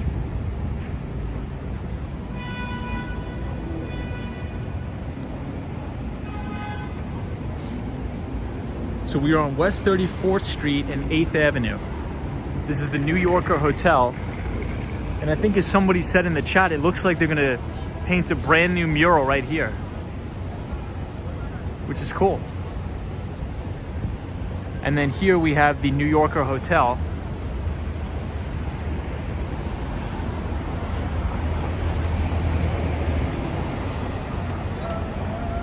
Grant Links is not really familiar with New York City. AZ says uptown, baby, uptown. So I think we talked about this before on the stream, but I think the traffic in New York, just over the past couple weeks, has just gotten unreal. Like it didn't used to be this much traffic at all. Hey Juan, you just retired. Congratulations. That's awesome, Juan.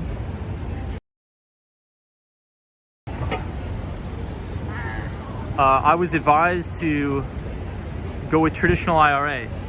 Yeah, so I would, it's just like anything, you know, get 2 opinions. I would see 2 investment advisors, but I would be very wary if they're trying to charge you big fees. But at the end of the day, you got to find an investment advisor that's very reputable within your community. Sunshine New York says Sasbro is beautiful. Yeah, check out this Empire State Building. It looks unreal. Check it out. Kurt Flirts says, Juan, congrats. Yeah, congrats on retirement. That's awesome. Sunshine New York says, it's crazy. I can't stand driving downtown. Yeah, Sunshine New York I really do believe, I think the traffic is nearly doubled. It has had to have doubled over the past couple weeks. Bob says single fund IRAs are a good simplistic choice, says Bob.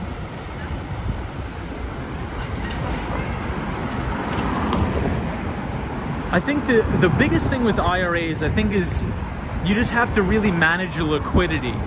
And what I mean by that is, how liquid do you want to be? Because what I see a lot of people do wrong is they throw so much money into the IRAs, and then when an emergency happens, they have to go dig into their IRAs and pay all the penalties and pay all the taxes.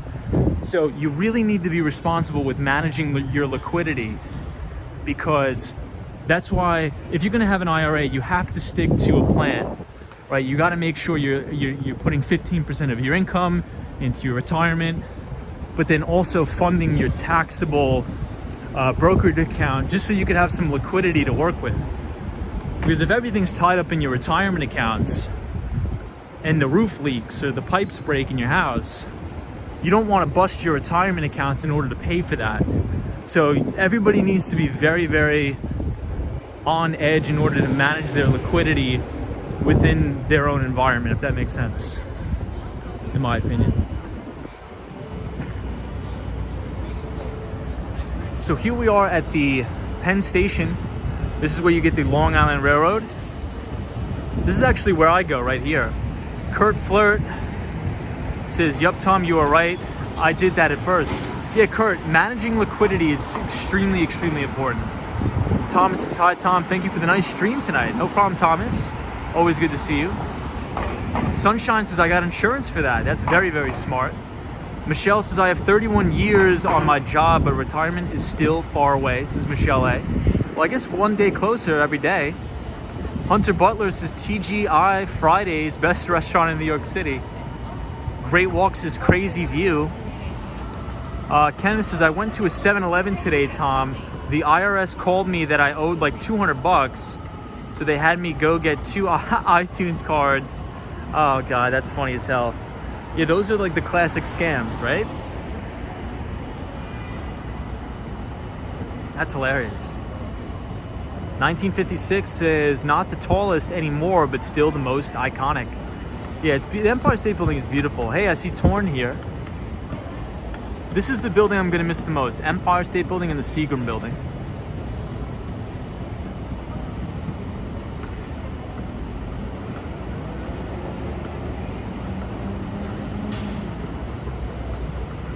Warren Drew says, somebody asked about having a high yield stock without principal. ExxonMobil, no debt. Yeah, I mean, I just would never invest in an oil company. With ESG, that's really at the forefront of everybody. I really, really would not invest into any oil company, in my opinion. That's just in my opinion. And I think for my age range, you know, I'm 26. I don't think that these companies are going to be around in 40 years, in all honesty. I really don't. I don't think ExxonMobil will be around in 40 years.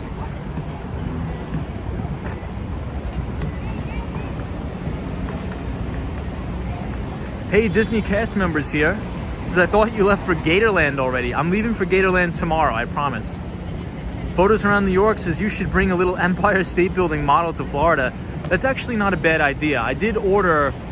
Well, I didn't order. My friend gave me a really nice Mighty Bull statue. Sunshine New York says, Mighty Bull never calls, be safe. Hey, Bob Krish says, it's good to have a money market account to take care of emergencies to go along with retirement funds. Indeed, it's all about managing your liquidity. It's all about managing that liquidity. Doctor says they'll still be around, but oil definitely on the decline. I don't think ExxonMobil will be around in 40 years. That's my opinion. This is my opinion. Like, if you look at the big Goliaths of the future, like, I understand General Electric is still around, but General Electric used to be the stock that everybody owned. It's a surefire thing to make money, but you know, disruption comes around and it comes after everybody. Disruption will come after every industry.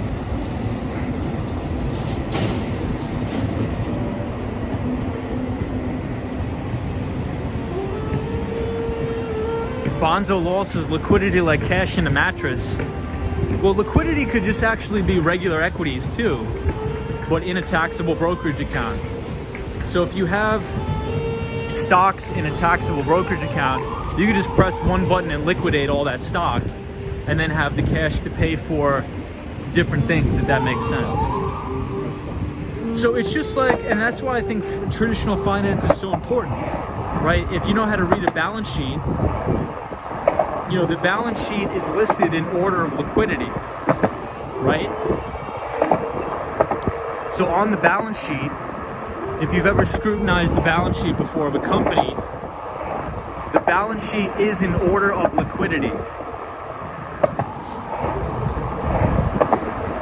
So a company could have a lot of assets on their books, like vehicles or real estate, but those will be further down the balance sheet because they're less liquid things, right? They're less liquid. So maybe an asset on the balance sheet would be like an office building that the company owns, but high up on the balance sheet would be cash and equivalents. So that's why I think it's very important for everybody, no matter if you're in finance or not, to understand just the basics of scrutinizing a balance sheet and a cash flow statement. But just remember, a balance sheet is always in order of liquidity. Check this out, the Empire State Building, beautiful. from this. Uncle Car Guys is beautiful in New York. I would like to go.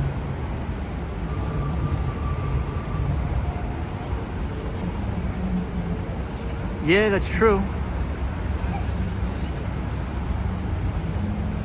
Sears is still around in the US, says Grant Link.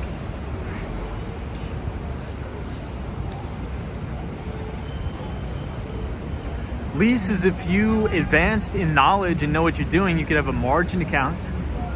Very interesting. Hunter Butler says this is the Macy's Thanksgiving Day Parade. It is. Indeed it is. Hey, Just Me Goddess says hi, Tom. What's up, Just Me Goddess? Marcelo says, hey, Tom, a Brazilian guy here. Hello, everybody. A lot of Brazilian viewers. Hope everybody is well. Patrick says, how often should one reevaluate their retirement investments over the years? I mean, aggressive investments versus moderate risk. So, Patrick, New York, if you work for a company and you have a traditional 401k, probably within your retirement account, you're going to have something called a target date fund. A target date fund. And usually those funds are supposed to do that for you. But I think it's important that once every 3 to 4 months, which is essentially once every quarter, I think it's important to, scrutinize your retirement accounts, see what you're invested in, and just make sure that you're not paying any extravagant fees. Because a lot of the times people will just put money in their 401k, but they actually don't know what they're actually putting their money into, right? 9 times out of 10, these are called target date funds, which are fine. Don't get me wrong, which are fine, but you have to make sure you're not paying these extravagant fees. And these are for people that are very passive investors. If you're running a hedge fund or something like that, or a family office, then you sort of have to, manage your risk, based upon the parameters that you've set out for your investors. But if it's just your personal account, for me, I would rebalance, once a quarter.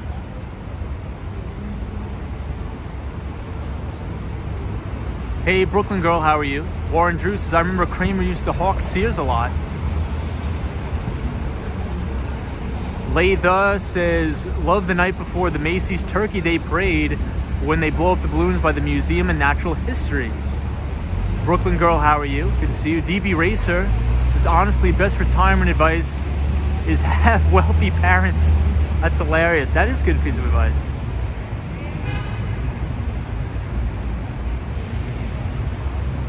Is it worth going to New York? Absolutely. Absolutely.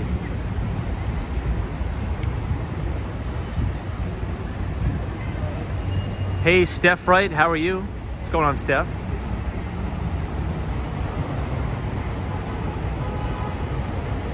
Sunshine New York says, yes, Tom, I asked you that before, and how you get a hold of your 401k from a company that shut down. Yeah, so usually you have to find out who, it's called the custodian.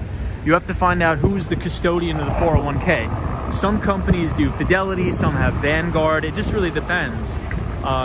But oftentimes when people change jobs, they have what's called a 401k rollover. Action Kid, that's true. Kramer said to buy Bear Stearns right before they went bankrupt. Yep, that is true. I remember, yeah, there's a ton of good Jim Cramer clips. Tons of good Cramer clips.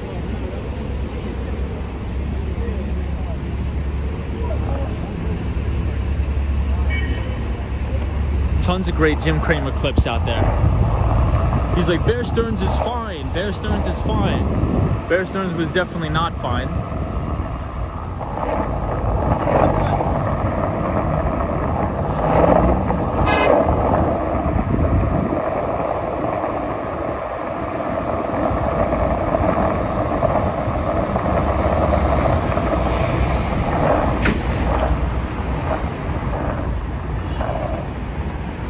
All right, so now we're at 33rd Street, looking downtown. Hey, yo, Adrienne says, great info, new subscriber, glad I have found your channel. Thank you, everybody, for subscribing. Hope you're enjoying the content. Eugene says Kmart used to be the biggest company in the United States. As of 2021, shares less than 30. Loved Kmart. Lady O says Bear Stearns folded like a cheap beach chair. That's hilarious. I mean, it's actually not hilarious. A lot of people lost everything, but I think rightfully so. I think the big managing directors at those big banks, it was good for them to lose everything.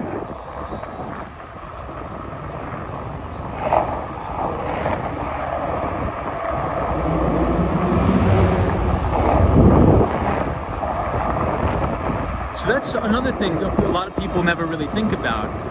So there were big investment bankers that the majority of their compensation was actually made up with equity in the company. So for example, let's say if you were a managing director at Bear Stearns and your year-end bonus, let's just say your bonus was $1 million. What a lot of people don't realize is at many of the investment banks, oh, thank you, bro. At many of the investment banks, your bonus is not made up of just cash. The majority of it is equity. So let's say if you have $1 million bonus at the investment bank, you're probably going to have about 25 to 30% of that be made up in stock. So, and even more depending on what your package was. So sometimes, you know, these managing directors of Bear Stearns or Lehman Brothers that have been there for years, you know, they had $40-50 million worth of stock, right? And all of that got wiped away overnight. So it's just really, really crazy. You know, I've heard unbelievable stories from some of my buddies who worked on the street during that time where investment bankers were worth $30 million on paper and completely wiped out overnight. So really, really crazy stuff. Warren Drew says using Facebook as a short from what happened is like getting ahead of the drama. Yeah, I mean, I actually think we're sort of headed towards the bottom here, but maybe you're right. Hey Tom, do you dislike most about your job? What do I dislike most about my job? I don't really dislike my job, to be honest. I really like it, to be honest. Wow, Disney cast member, you made earrings of the Fearless Girl. Can we please see that? That must be beautiful. Please put in the link in the description. Juan Lopez says, do you think it was a good time to buy? I also recently bought a house in Miami, says Juan. Historically, this is probably not a good time to buy real estate, just because house prices are so elevated right now. So this is what's called a seller's market. So historically, no, it's probably not a good time to buy. But I think it just depends on the breakdown of your deal logistically, right? So my deal is going to be fully subsidized by the tenants. So if property prices, let's say, crater 50%, you know, how much did I really pay for the property? It's not like I'm paying the mortgage. So I think it depends on how you structured your deal. If you're buying the house just for you to live in and you have to take on the cost of paying that mortgage, then, you know, I would probably say don't buy a house unless you're going to hold it for the rest of your life, right? And I wouldn't overextend myself, because if you're going to buy a house and you're going to live in it with your kids and you don't want any tenants, I think that's fine. Just buy something you can afford, but just make sure you're willing to hold that investment for 10 years or longer, just due to the historical valuation of property prices now. But if you're looking to rent it out, I mean, if the numbers work and you ran your models and the property is going to cash flow, I mean, you can get deals in any market. Eric says, how much is a city bike? I think you can get a yearly pass for $113 for a yearly pass on the city bike, which is actually pretty cheap. Kenneth says, how much do you think Cosmo Kramer would have charged if he used the rickshaw as a taxi? I'm not sure. No, it's young. Roots is, where are you in Manhattan? We are at 31st Street, like Koreatown area. Warren Drew says, good. What good news? Good management. James says, bubble burst. Woo. So there actually used to be a Kmart, I believe at Astor Place. Astor Place.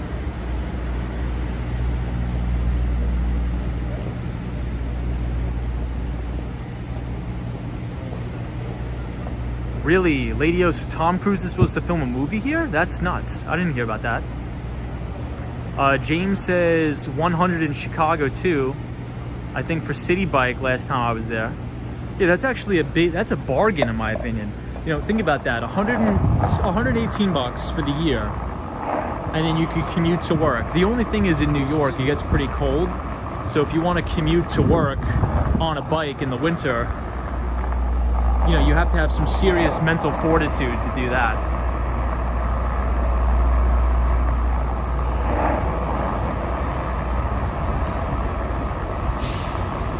Yeah, Photos from around New York says the Astor Place Kmart will become a Wegmans. I'm excited for that, Photos. What about you? Photos from around New York. Are you excited for the Wegmans? Wegmans is supposed to be one of the greatest grocery stores in the United States in terms of the quality. I believe it's actually supposed to be better than Whole Foods, from what I've heard, in my opinion. Rosa says, New York, very expensive rent, ridiculous. I like your video. Appreciate that, Rosa. So we'll take a walk through Koreatown. We walked on this side before, so we'll walk on the other side.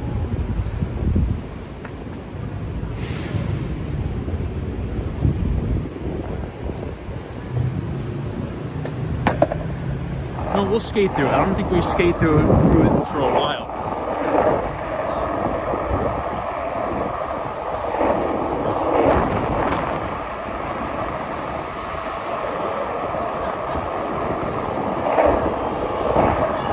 This is Koreatown, my favorite place in New York, or one of them.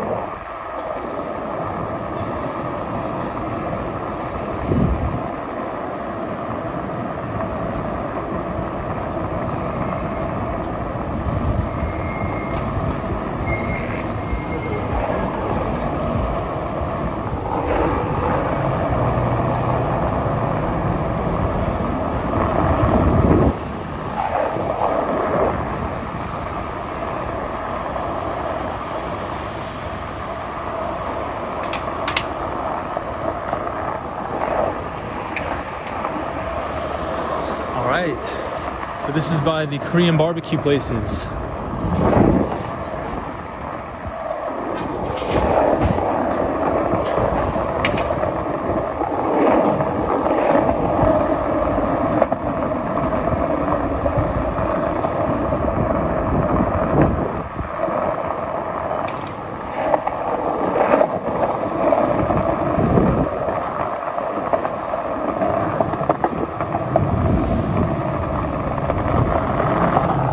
I think that's what I'm gonna miss most about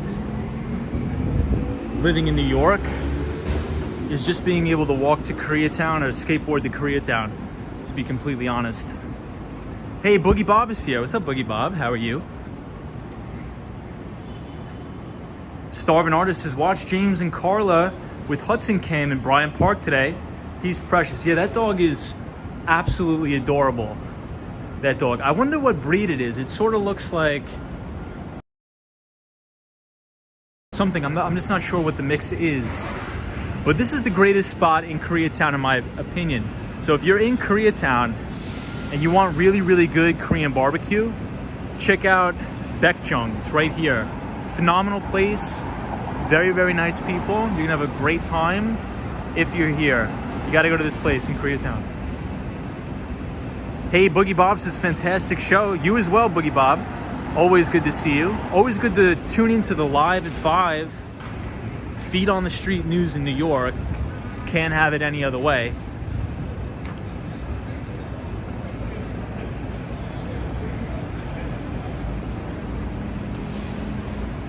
Action Kid says, I heard 163rd Street in North Miami is the closest to any type of Chinatown or Asian cuisine.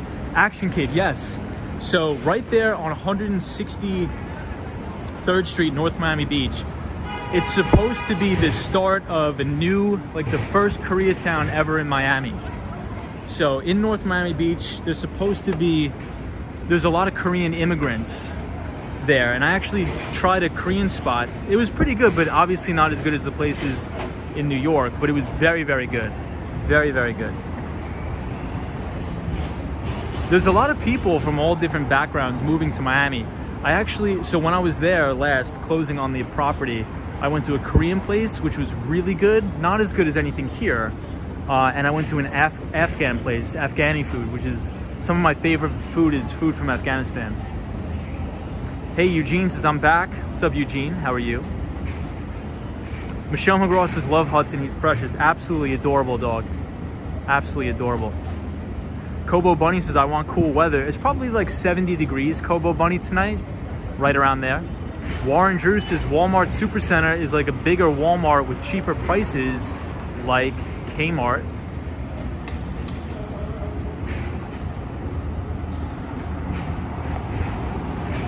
Hey, April says, I'm living through these lives through New York City. What's up, April? How are you? Snipes says, Yankees suck tonight. Did the Yankees lose tonight? Lady O says, Tom, Manhattan won't be the same without you and your skateboard. I think Manhattan will live on. I think it's a very resilient city, and I think there'll be another skate bro to take my place. AZ says, I still don't get how Tom talks so calmly without any stutter or interruptions, and he's on his board with all the distractions around New York City. It's definitely getting more difficult, so again, I apologize everybody if I do miss your comments, because sometimes they roll by so fast that I can't get to everybody. Hey, John is here, says Yanks. Ren says, hello, Sir Tom. What's up, Ren? Hunter Butler says, Los Angeles has the largest Koreatown in the United States. Is that true? I didn't know that. So LA has the largest Koreatown in the US. I did not know that at all. I'm definitely gonna have to go check it out. Great Walk says, Tom, remember to go to Monolo in Miami. Let me take a screenshot of that. It's an Argentinian restaurant. I'll definitely have to check that out. MB says, hey Tom, how do you feel about electric cars? I love electric cars. I think mainly because I just don't like the noise. I'm not a big car guy, and I don't like the noise of traditional gasoline vehicles. So I think it'll do a lot to reduce noise pollution and pollution overall. However, if we look at the full supply chain and the full scope of what goes into making an electric vehicle, especially with a lot of these lithium batteries, there's a lot of nefarious activity going on in some of these lithium mines around the world, which I'm not too keen on. A lot of stuff with child labor that I think need to be rectified. So maybe that'll be a topic for one of the streams, but take a look into that. A lot of the lithium and rare earths mines around the world, a lot of them are ran very, very unethically, unfortunately. And I think they're going to be in increasing demand as we have the rollout of more EVs. So I'll give you guys one more shot of the Empire. Troy 1995 says, do you know the batteries for the EVs are also from China? Some of them are. Some of them are. Disney cast member says, it's cool, Tom. We know you care about us and read the comments. If you could, unlike others. I try to do my best. I try to do my best, guys.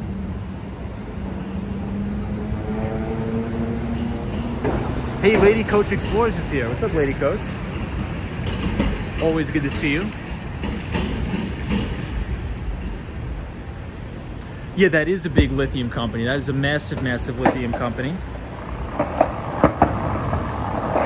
But a lot of the times, the construction and the manufacturing of these batteries is not environmentally friendly at all.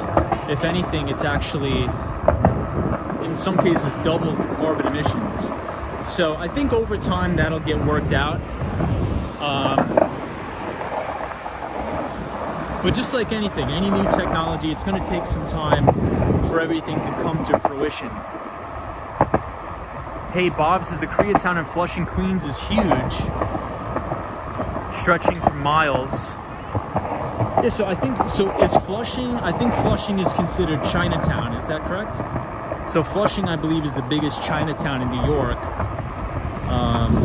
One of my good buddies that I used to work with at my former company, he's Taiwanese. He would take me to these amazing Taiwanese places right at Flushing. So what we would do is our office was on 6th Avenue and 45th Street at Marsh & McLennan building. and we'd walk to Grand Central Station and take the 7 train all the way to the end. All the way to the end, and we go to this amazing Taiwanese place in Flushing, Queens. Those were good times. This was pre-pandemic, so this was before the pandemic. But Flushing, Queens is definitely a must visit for sure.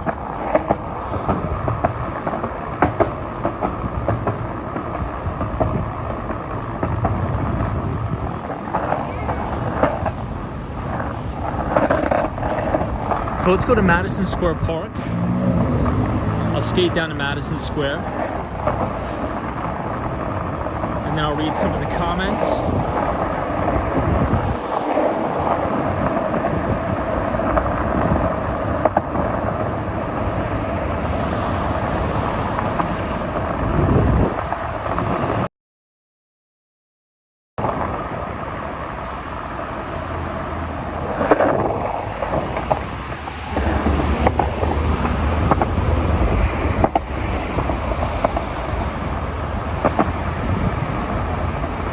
San Francisco Chinatown is awfully small, somebody says. So I've never been there, but I would like to visit because I want to see Salesforce Tower. So I definitely would like to visit. Eugene said, is there more towns other than Chinatown or Koreatown? There is. So there's Little Italy. I guess it's not town. Technically, there's a place called Little Brazil in Midtown Manhattan. Sunshine says, Tom, tell us how you met Cardi B. I'm gonna save that for another stream, but I did meet her when I was an intern. I was like a kid. I was a teenager, and I was working at actually a rental car agency on Manhattan's Upper West Side at 83rd Street. And this was in 2013, before she was really that big, and she came into rent a car musical performance on 83rd Street between Amsterdam and Columbus Avenue. And actually Seinfeld, the famous comedian Jerry Seinfeld, his garage where he parks all of his cars is very close, so I would see Jerry Seinfeld a lot too. So this is Madison Square Park.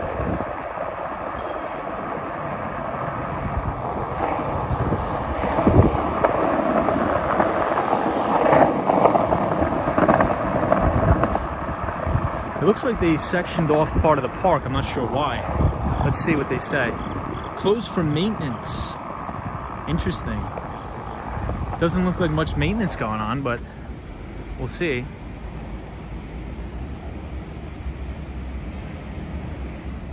Hey, Vinny says, hey, bud, how's life? Vinny, what's going on?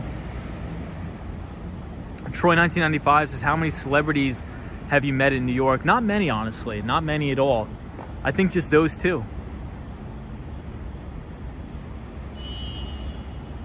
Baby Yaga says, love the sound of the skateboard. Very ASMR. Annette says, my husband calls skateboards rollerboards. Basically, Biz says, is the original Shake Shack still here? I think it is. I think it's right here. NYC Cherry Groove said this one was the original Shake Shack. So let's see if we can go around the other side. Hey, Sunshine New York says, good night, everyone. Long day tomorrow. Tom, have a great flight. Thanks for the best information. Appreciate that, Sunshine New York. Make sure to get some rest. Could we get a time check in the chat? I don't know what time it is. I want to make sure we are on time. I do have to catch a train back to Long Island, so I want to make sure I don't miss the train.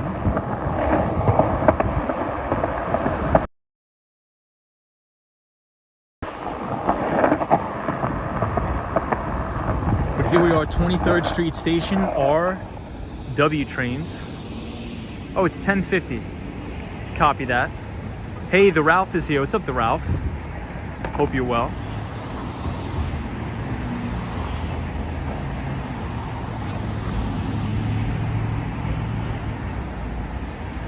Roy S. This Tom channel is way better than Netflix. We don't have to browse first, says Roy S. Roy, how you doing, man? Hope you're well. Wow, AZ says you've seen Jay-Z in New York City. That's crazy. And Spike Lee. So Spike Lee, so I took a class in college, a drama class. It was like drama and film and media. And we watched this film by Spike Lee. I've never heard of it before, but it was fantastic. I'm trying to remember the name. I think it was called Do the Right Thing or something like that. Is that what it's called? It's about it's about Brooklyn, New York, and the guy's pizza shop, and then they burned down the pizza shop. Does anybody sort of remember what I'm talking about? But I believe that was a Spike Lee film, I think. Is that correct? Oh, Do the Right Thing. Yeah, Do the Right Thing is the Mighty Bull. That movie was fantastic. I've never seen anything like that. But I had to watch it for a college class of mine. It was great. Great movie. Ben says, yeah, that's an old movie. Yeah, so Spike, I think that was a Spike Lee original, right? About Bed-Stuy, Brooklyn, says Bonzo Law.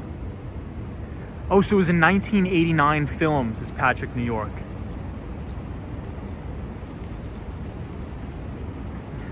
Photos from around New York. That was a great movie. I love that movie. Tom Thorpe says, hey Tom, it's me again, Tom Thorpe from London. What's going on, everybody? Snipe says, please pray for the Yankees, Tom. I'll say a prayer before I go to sleep tonight, I promise. Con says, it's 5 o'clock somewhere, indeed. Have you met Brandon from Humans of New York? My daughter rode, let's see, with him on the subway in Brooklyn, New York. Wow, I have not, but that would be so cool to see. Basically Biz says, I once passed his Upper East Side home and forgot his name, says Basically Biz. Ralph says lots of good actors. So Spike Lee, I believe he's always at the New York Knicks games. Isn't that what Spike Lee is known for? He goes to like every single Knicks game.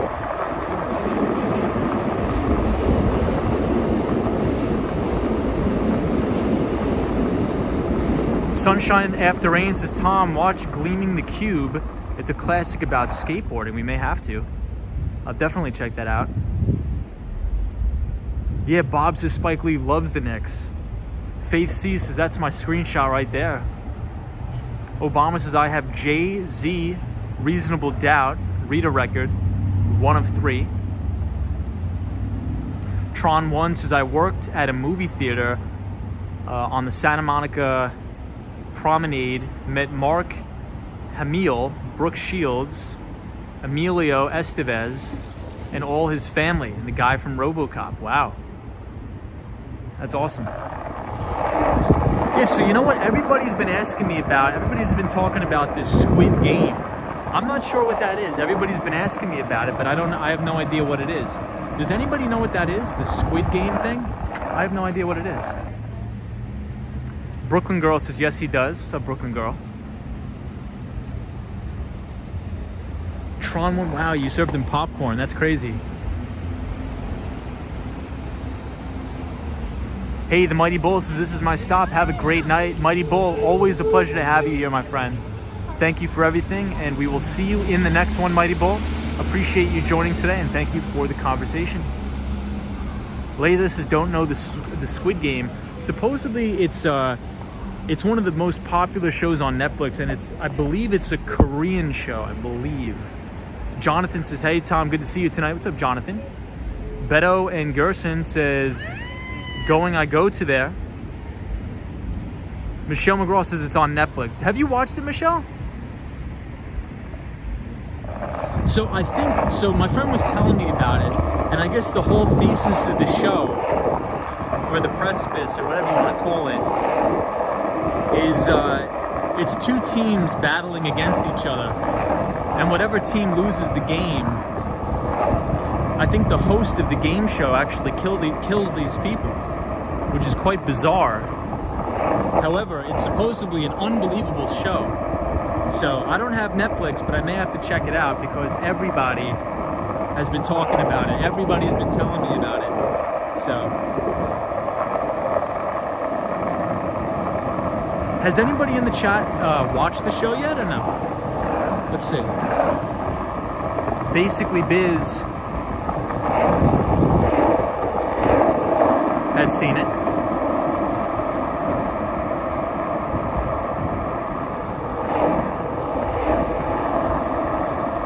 Not yet? Okay. I think I'm gonna have to check it out. And I never watch TV, but this show is so hyped up that I have to see it. Hey, Eugene says yes, and I just finished it last night. Wow, you binge watched the whole thing. That's hilarious.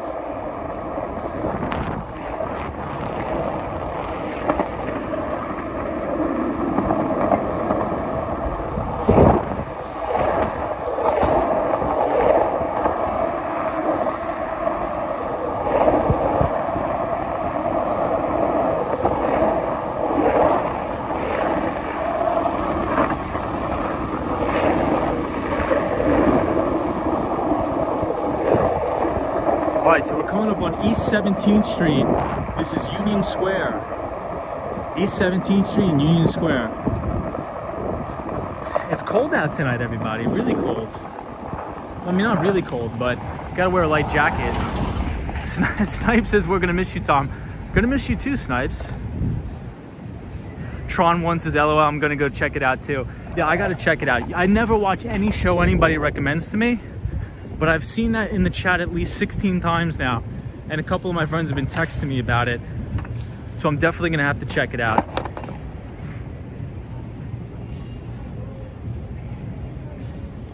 Yeah, later we're gonna check out the street mural once again, for sure.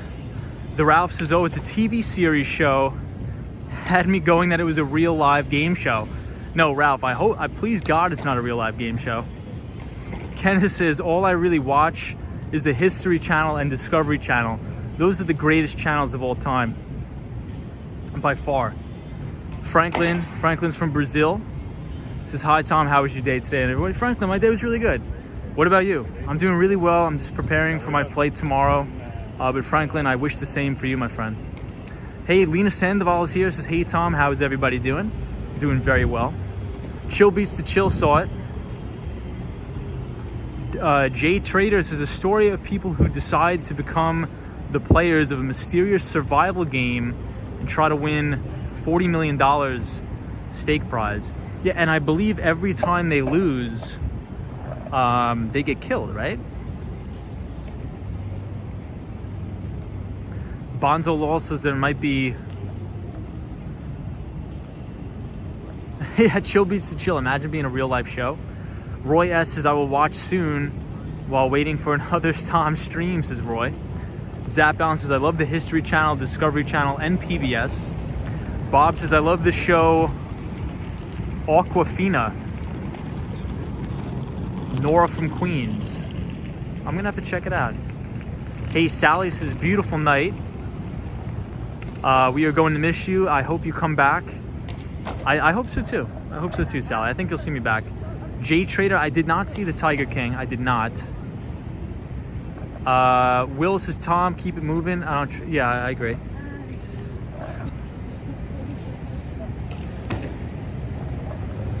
Yeah, Discovery Channel's good. History Channel's good.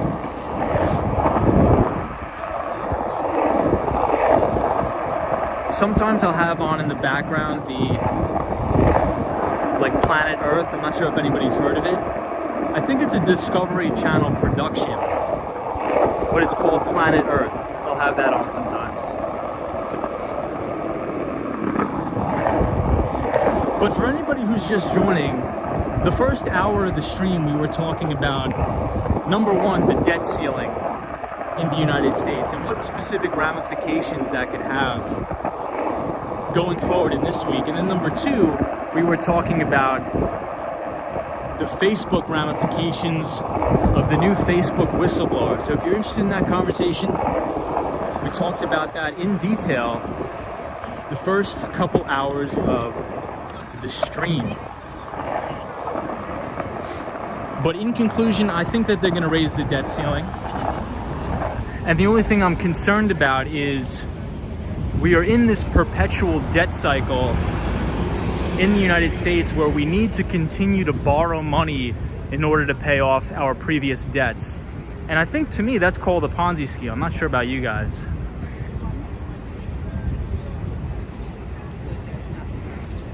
Hey, Jonathan says, hey, Tom, hope you had a great day. How are you, Jonathan? Sally says, yeah, Tom, safe flight. Appreciate that, Sally. Union Square is a beautiful park, 14th Street, Union Square. Faith C says, Tom, are you still having live streams in Miami? I will. I'm going to try to do my best to stream 4 nights a week in Miami from the financial district, from the Brickell. Roy S has agreed, Tom Ponzi. YouTuber says, I hope they don't raise it. We need to stop kicking the can down the road. YouTuber, they have to raise it, or you're gonna see Armageddon like you've never seen before. It's gonna be like Mad Max. The great Game Hog says, invisible debt ceiling is what it is. Amen to that. Hey, Roberto says he is probably returning something back to the convenience store. Me? Franklin says, I'm sleeping now. No problem, Franklin. Jay Trader says, if the debt is in your own currency, it is manageable. Tom, when are you coming back to New York City? I will be back in New York City. I will be back in New York City the week of the 18th, October 18th.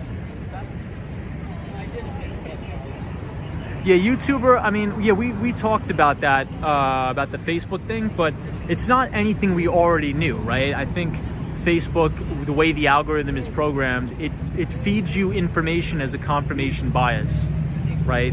And I just think that's to drive engagement. Do I think that's particularly healthy? No, I don't. But also, a lot of small businesses rely on Facebook every single day to advertise for their business. So I don't think Facebook is this evil conglomerate. I just think there's things that are issues with both. There's issues with Facebook, but Facebook also did some great things for the economy. Michelle A says, I love watching New York, these streams in New York. Thank you, Michelle A. Appreciate you being here. Bonzo Law says, can you check out One Vanderbilt when it opens to the public on October 21? I would love to do that. Trippin' Music says, it's always an honor being here in the stream. Trippin' Music, always good to have you. Always good to have you. Disney cast member says, my favorite is David, I don't know how to pronounce that, A Life on Our Planet. I'm gonna have to check that out. Dalton says, the most debt in recent history was under George W. Bush after 9/11 because we went to war. I think Donald Trump has eclipsed that, if I'm not mistaken, due to the pandemic. The Great Game Hog says, had a meme war. Had a MeWe and Discord yesterday when the Facebook crash happened. Interesting.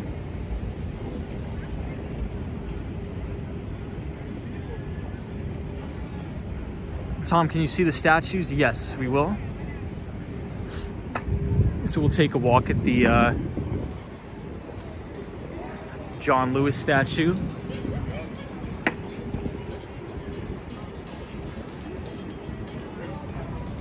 Hey, TNX Prime says, Tom, please tell the viewers to change their Facebook, Instagram passwords, WhatsApp passwords due to a leak of 1.6 billion accounts from yesterday's outage are being sold on the dark web right now. Wow. So definitely change all your passwords.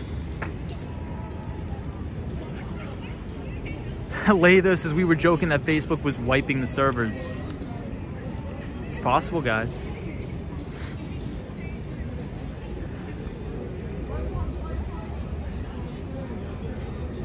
MeWe is a social network very similar to Facebook, but under the radar. I've never heard of it. Very interesting. Hey, Orland Edwards is here. Orland, what's up, man? Always good to see you, Orland. Hope you're well. Starvin' Artist, how are you? Says, Here Be Bar did a stream of One Vanderbilt. Yeah, that was amazing. I saw that video. It was unreal. It was great. Khan says, is this someone spray painted that? I don't believe so. I think some creep did try to do something, but I don't think he succeeded.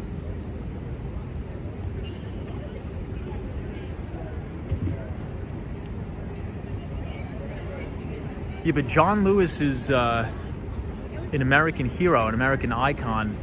Did so much for the civil rights movement. Great guy. Hey, Mark Davis is here. Says, good evening there, Tom. Nice to see you. Hope all is well with you there. Good evening from Toronto. Mark, thank you so much. I appreciate it. April says, do you have a favorite pizza spot? I like Prince Street Pizza down on Prince Street. Prince Street Pizza is great.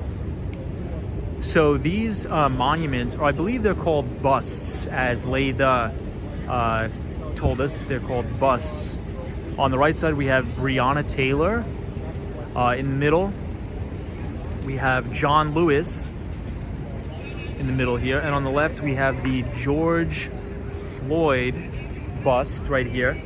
And if you want to see them, they're in 14th Street. You could take the NQRW or the 456 trains to Union Square. Check them out. I'm not sure how long they're going to be up here, but definitely check them out. I'm not sure. I just don't know how long they are going to stay up. Hey, M. Wall's here. What's up, M. Wall? Says, hi, Tom. Someone did deface the George Floyd statue. Boogie Bob had the story and the footage on his show yesterday and today. Yeah, there's always going to be creeps. But I'm sure that, you know, there's cameras everywhere. That's what I never understand. It's like, how are you going to commit a crime in New York City when there's a camera on every single street corner of the freaking city? Yeah, it looks fixed. I mean, it doesn't look defaced to me anymore, but I think people fixed it. It looks great now. Yeah, I mean, you guys have to see these in person because the detail is quite incredible. They almost look 3D printed. I think Cosmo said they may be 3D printed. But yeah, these are really cool pieces of work. M. Wall says the citizens came and cleaned it up. They have him on camera. Yeah, Lady O, doesn't it? It looks like almost like a 3D printer. Very, very good detail. Very good attention to detail on these.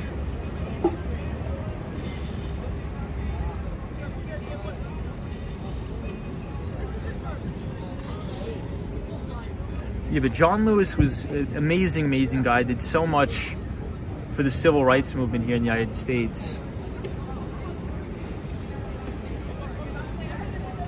So Leida says it's plywood covered in bronze per the plaque.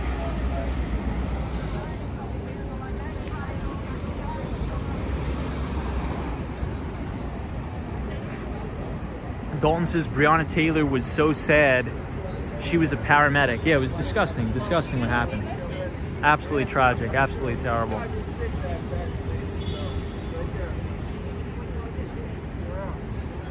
Mark Davis says, Tom, when you headed back to Miami tomorrow? My flight is at 3 o'clock. My flight is at 3 o'clock.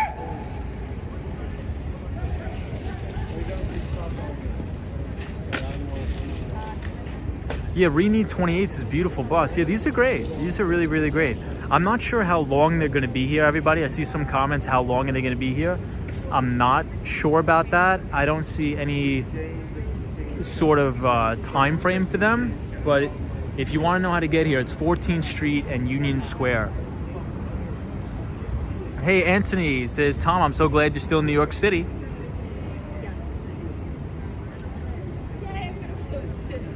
Spencer says, where are these statues? These are 14th Street, Union Square. So right here, if you see, you guys can see all the subway markings right there. You can take the NQRW trains, as well as the 456 to 14th Street, Union Square. It's right across the street from the Whole Foods right here. Right across the street from the Whole Foods. Basically, Biz says China stocks are very risky. So we're gonna have an entire stream going through the entire regulatory situation in China. I'm looking forward to that stream. I prepared a very, very in-depth, in-detailed stream about the regulatory oversight of Chinese tech companies. So please stay tuned for that. We will do that very soon. Hey, we have Out and About here. Out and About is our pal from Toronto, Canada. What's up, Out and About? Hope you're well. LOL says it's getting late. It is getting late. Hecker Design, how are you?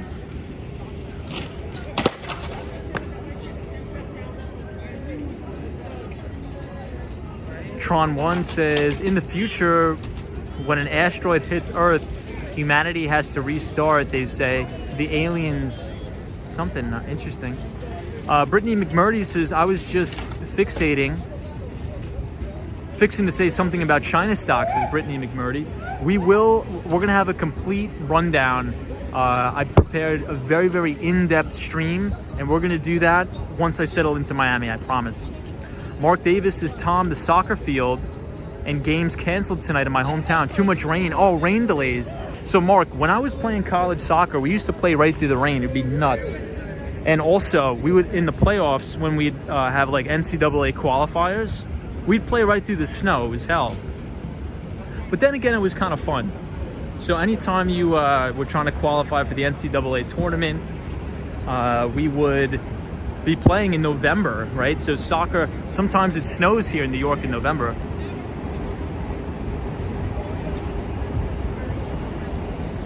Disney cast member says the bus, they'll be up through October 30th.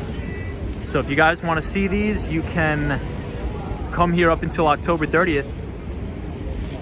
SQ407 FAM says, Miami nice. I'm from Florida. Hey, welcome. Happy to be your neighbor soon.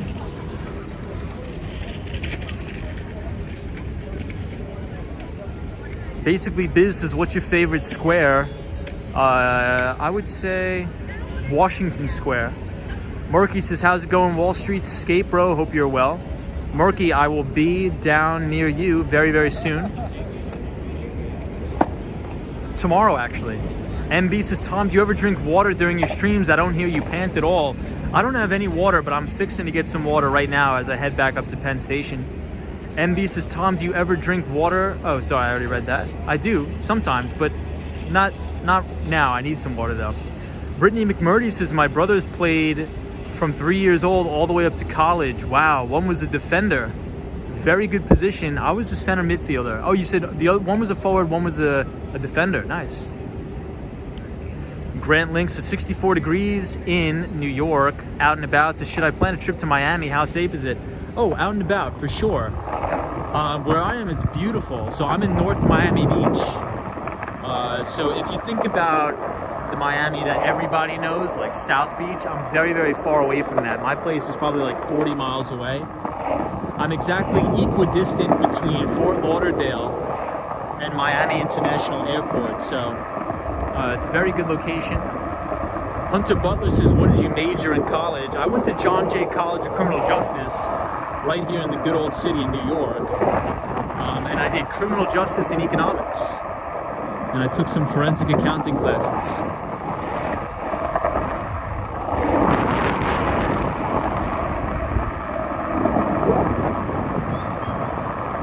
Jake says, did the rent go up due to COVID?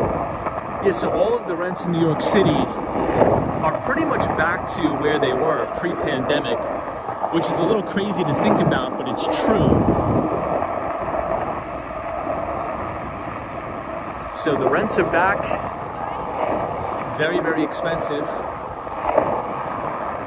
But I think there's still some deals to be found, maybe in parts of Queens.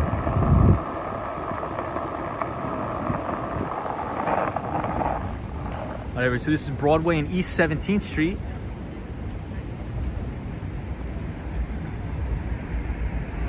Sid Harthus is applying to CUNY through military for green to gold. Miss New York. Well, good luck. I think you're gonna like CUNY a lot. PDZ says, why does it look like dusk if it's 11 p.m.? I think it's all the lights of the city. Basically, Biz says, John Jay got an econ degree. Indeed, they do. MB says, do New Yorkers ever go to sleep? It's late at night and everybody's just walking casually. I mean, this is the city that never sleeps. Bob says, yes, that's where Warhol was shot and barely survived. Ren says, light pollution. That's true. Ren, how you doing? Good to see you. People should buy a place when New York was dead. Buy the fear, as they say, buy the fear. Photos from around New York says the northwest corner is where Andy Warhol was shot. That is crazy. So I wanted to go up to Central Park West for our pal Mark Davis to see the Dakota building, but I don't think we're gonna be able to see that tonight. I do have to head back to the Great Moynihan train station because I do have to head back out to Long Island tonight. So I may have to cut the stream short at about 2.5 hours. But I'm glad we got to see the Hudson Yards because the Hudson Yards is beautiful, and I'm glad that, you know, we got to have those good conversations in the beginning of the stream. Lady O says 11:15, almost time for me to go to sleep. Almost time for me to go to sleep as well, Lady O. But always good to see you, Lady O. I really appreciate you being here. Murky says kind of creepy when you think that people have been shot around where you're standing in the past.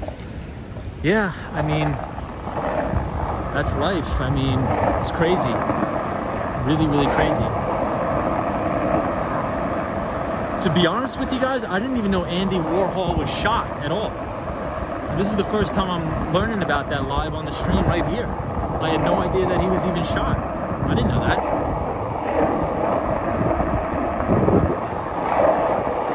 See, I learned something new every day on the stream. Out and About says, did anybody notice the Facebook outage yesterday? Yes.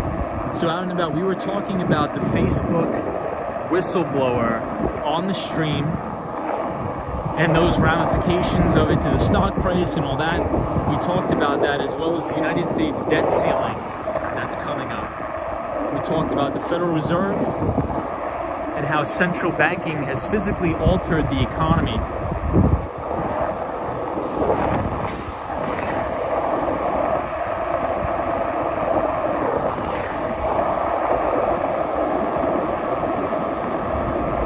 Flat Smack, how are you?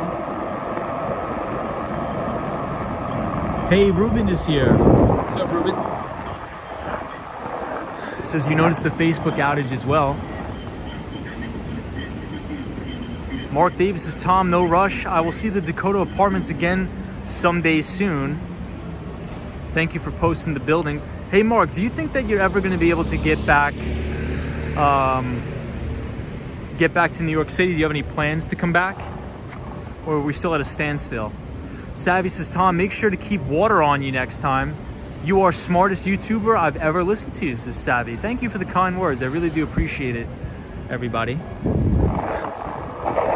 That's one thing I'll say is the viewers, I mean, you guys have just been so good to me. Very, very nice. And I appreciate you because I learn a lot as well. So thank you all.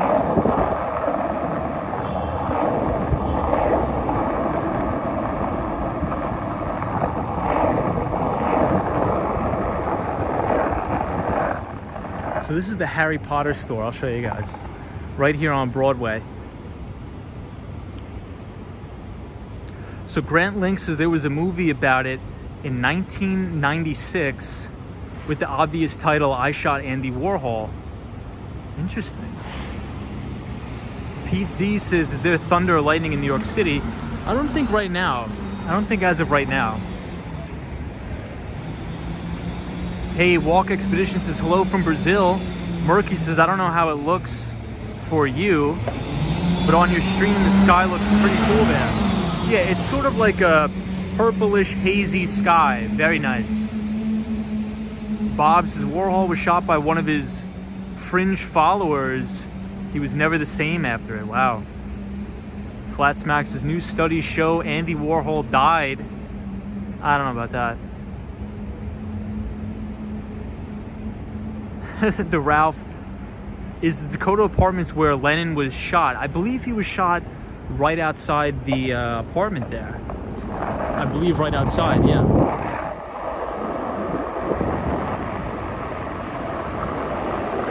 Hey, Joanna Ricardo says, have a great play.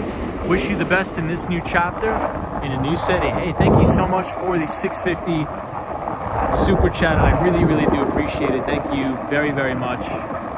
Very kind. Thank you so much. I appreciate all the support, everybody. I really, really do.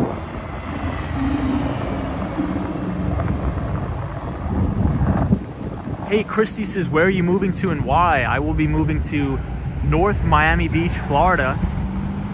One of the reasons is for the tax liability. I want to reduce and mitigate my tax bill for the business, but I will be back and forth between New York City and North Miami Beach, back and forth. So I'm not going to leave New York entirely. 100%. I will be back and forth between New York and Florida, so not to worry. Girl Loves Hemp says, wow, the sky looks purple. The sky looks beautiful tonight. Very beautiful. Lady Coach Explores says, purple color of the sky during the night. Mark R. Davis says he was murdered in the archway of the Dakota Apartments. So Mark, do you know which archway? Well, I guess there's only one. Is it the one that's facing Central Park West? Or is it the one that's facing 72nd Street is where he got shot?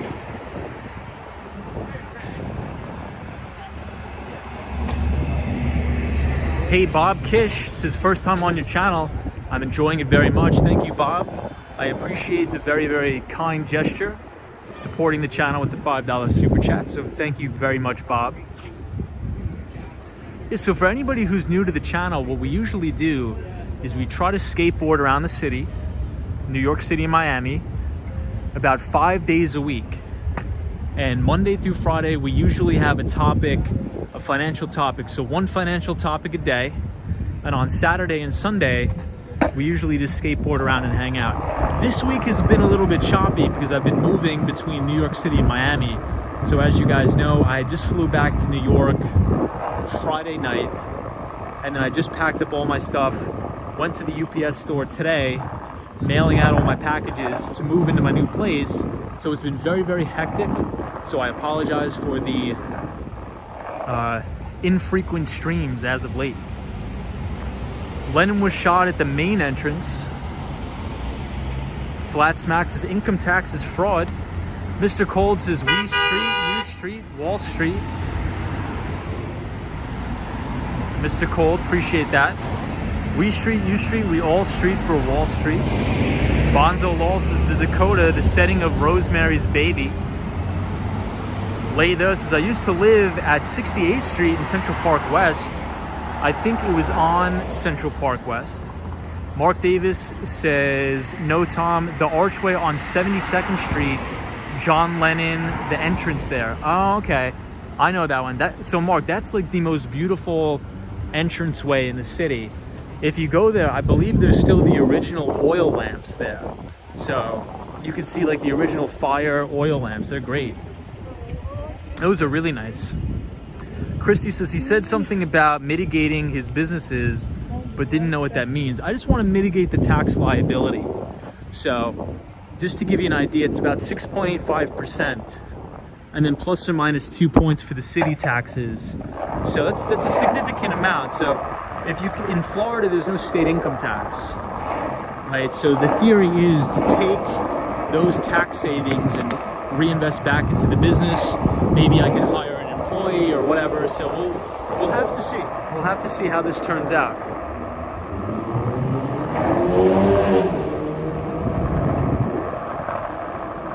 Ooh, they made this place really nice. They made it really nice here. Is the moon visible? I don't believe so tonight. Mark Davis says, yes, Rosemary's Baby filmed there too. Dakota, Vanilla Sky filmed there as well.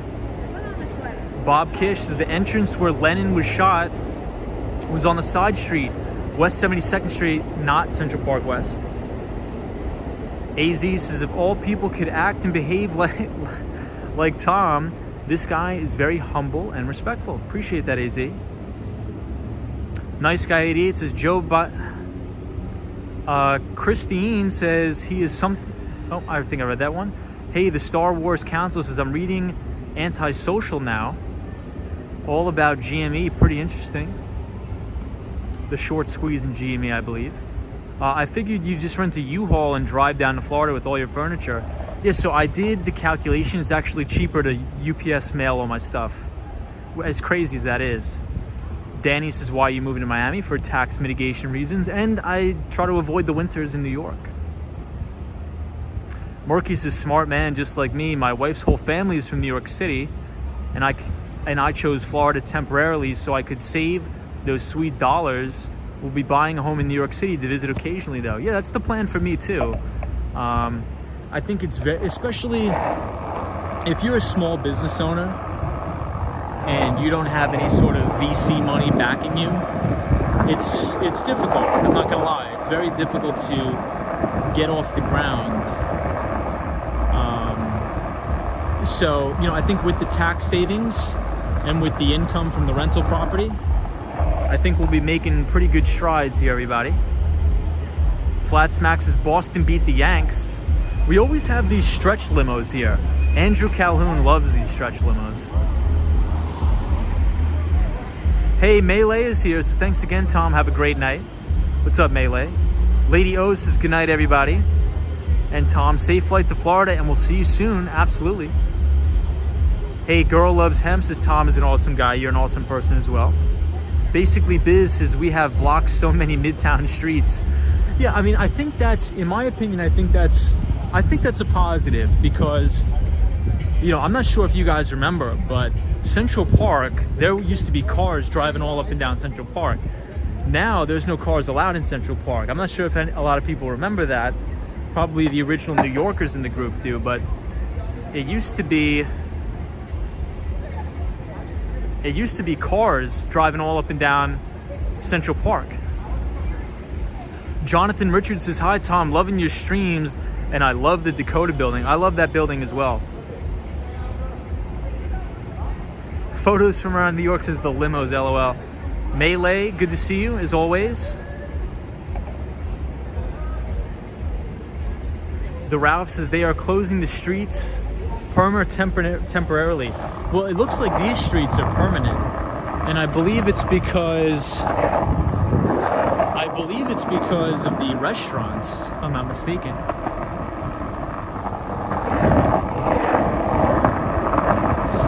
So everybody, I think on Thursday we'll do our first test stream in Miami. I think we'll do the first test stream in Miami.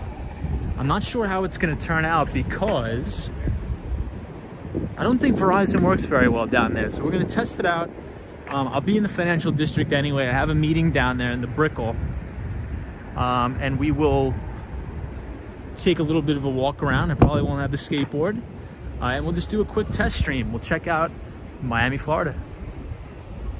Do you guys wear helmets while riding bicycles in New York City? The majority of people do not, but I think the smart people do. So I definitely am in full endorsement of helmets for sure. Don't be like me, wear a helmet.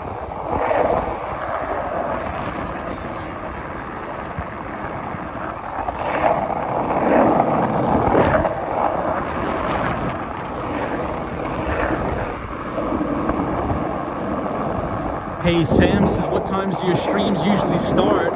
We usually start around 8 p.m. Eastern Standard Time.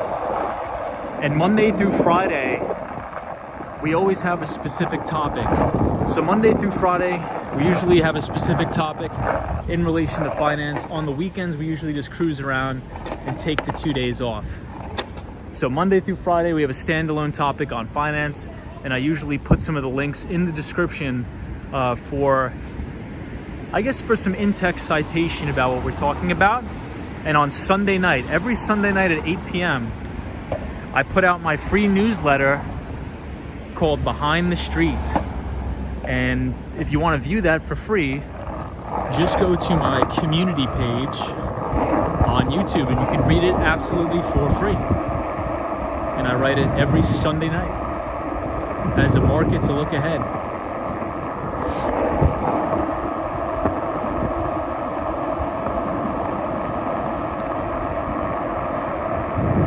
M-Wall, I'll definitely do that. Absolutely. Tron1 says Tony Hawk wears a helmet. Indeed he does. Green the Beast says hello from Australia. MB says, what's the deal with all the scaffolding? So anytime they get hit with a violation, they have to put up scaffolding or they have to do the repairs. Brooklyn Girl says Verizon in Miami sucks. It's kind of stinks because that's what I have. I have Verizon. Anna says, have a smooth transition to Miami. Safe flight and best wishes to you. See you on the Miami stream. Hey, thank you, Anna. Appreciate that. Murky says, I wonder if you have AT&T eSIM. It'll just hop over to the better network. I thought about that.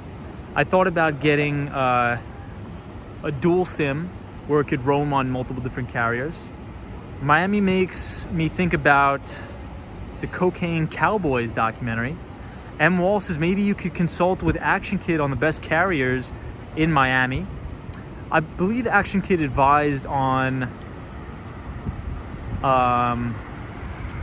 I believe he advised on, what's it called, AT&T.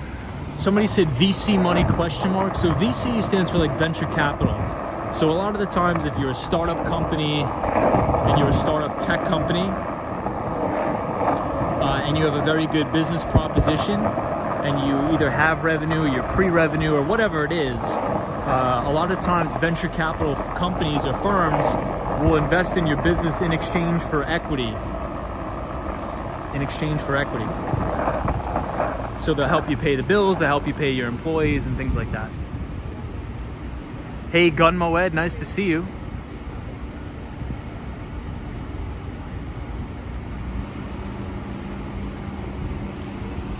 Assume you like the Billy Joel since Gun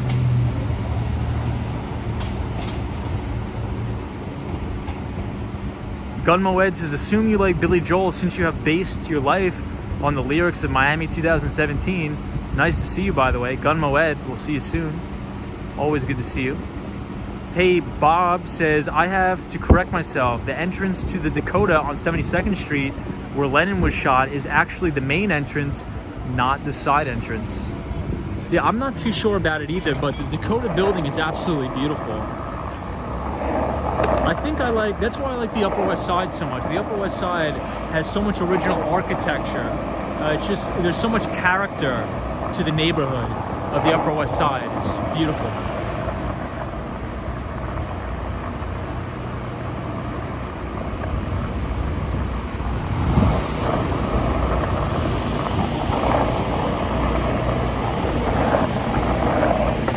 Alright guys, we're on Broadway and 32nd Street. I think I'm going to end the stream up here because my phone is...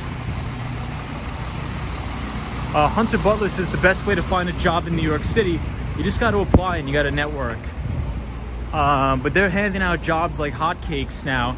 There's 10 million jobs that are unfilled in the United States. This is the opportunity to get a very, very lucrative paying job and also to renegotiate your salaries. Everybody that has a job right now should be renegotiating. You should go to your boss and tell them, look, this is what I produced last year. I think I'm worth this amount. And if you don't give it to me, I'm taking a walk and I'm going somewhere else. And 9 times out of 10, they're gonna give it to you because it's so difficult for companies to hire people now. It's so difficult. So use that to your advantage, renegotiate your salaries, and I think you guys are gonna be great. Destructionist, this is Tom, you need a portable battery. Hey, Diego says, thanks for the stream. Classes alone in my room kind of sucks. Love the New York City tour, by the way. Hopefully you enjoy Miami. Hey, thank you, Diego. Sunshine after rain, always good to see you. So I'm gonna have to end it here, guys. This is my last stream in New York. I will see you in Miami. The next time I see you guys will be in Miami. Hopefully it'll be sunny. You'll see the palm trees. We'll take a walk around the city and we'll explore the new environment. So have a great week, everybody. If you're new here, please subscribe to the channel. If you like this content, give the video a thumbs up, and we will see you all in the next one. Be safe. It's almost the end of the week, and Monday for everybody that's in the United States, it's Columbus Day, so we get a nice day off on Monday. Thank you, everybody, for coming. Michelle McGraw, you're the best. Out and about, savvy. Mark Davis, 48. Joanna, appreciate it, everybody. Omar, Patrick, New York, always good to see you, Patrick. Always good to see you, Patrick. Disney cast member says, Tom, please don't lose your Long Island accent. Disney cast member, I don't think that's possible. Once you have it, you got it for good. Dr. Steve Buffalo, thank you. Latha, everybody, Mark Davis, Gunmo Ed, Troy 1995, Sunshine After Rain. Everybody be safe, be positive, and we will see you all in Southern Florida. Take it easy.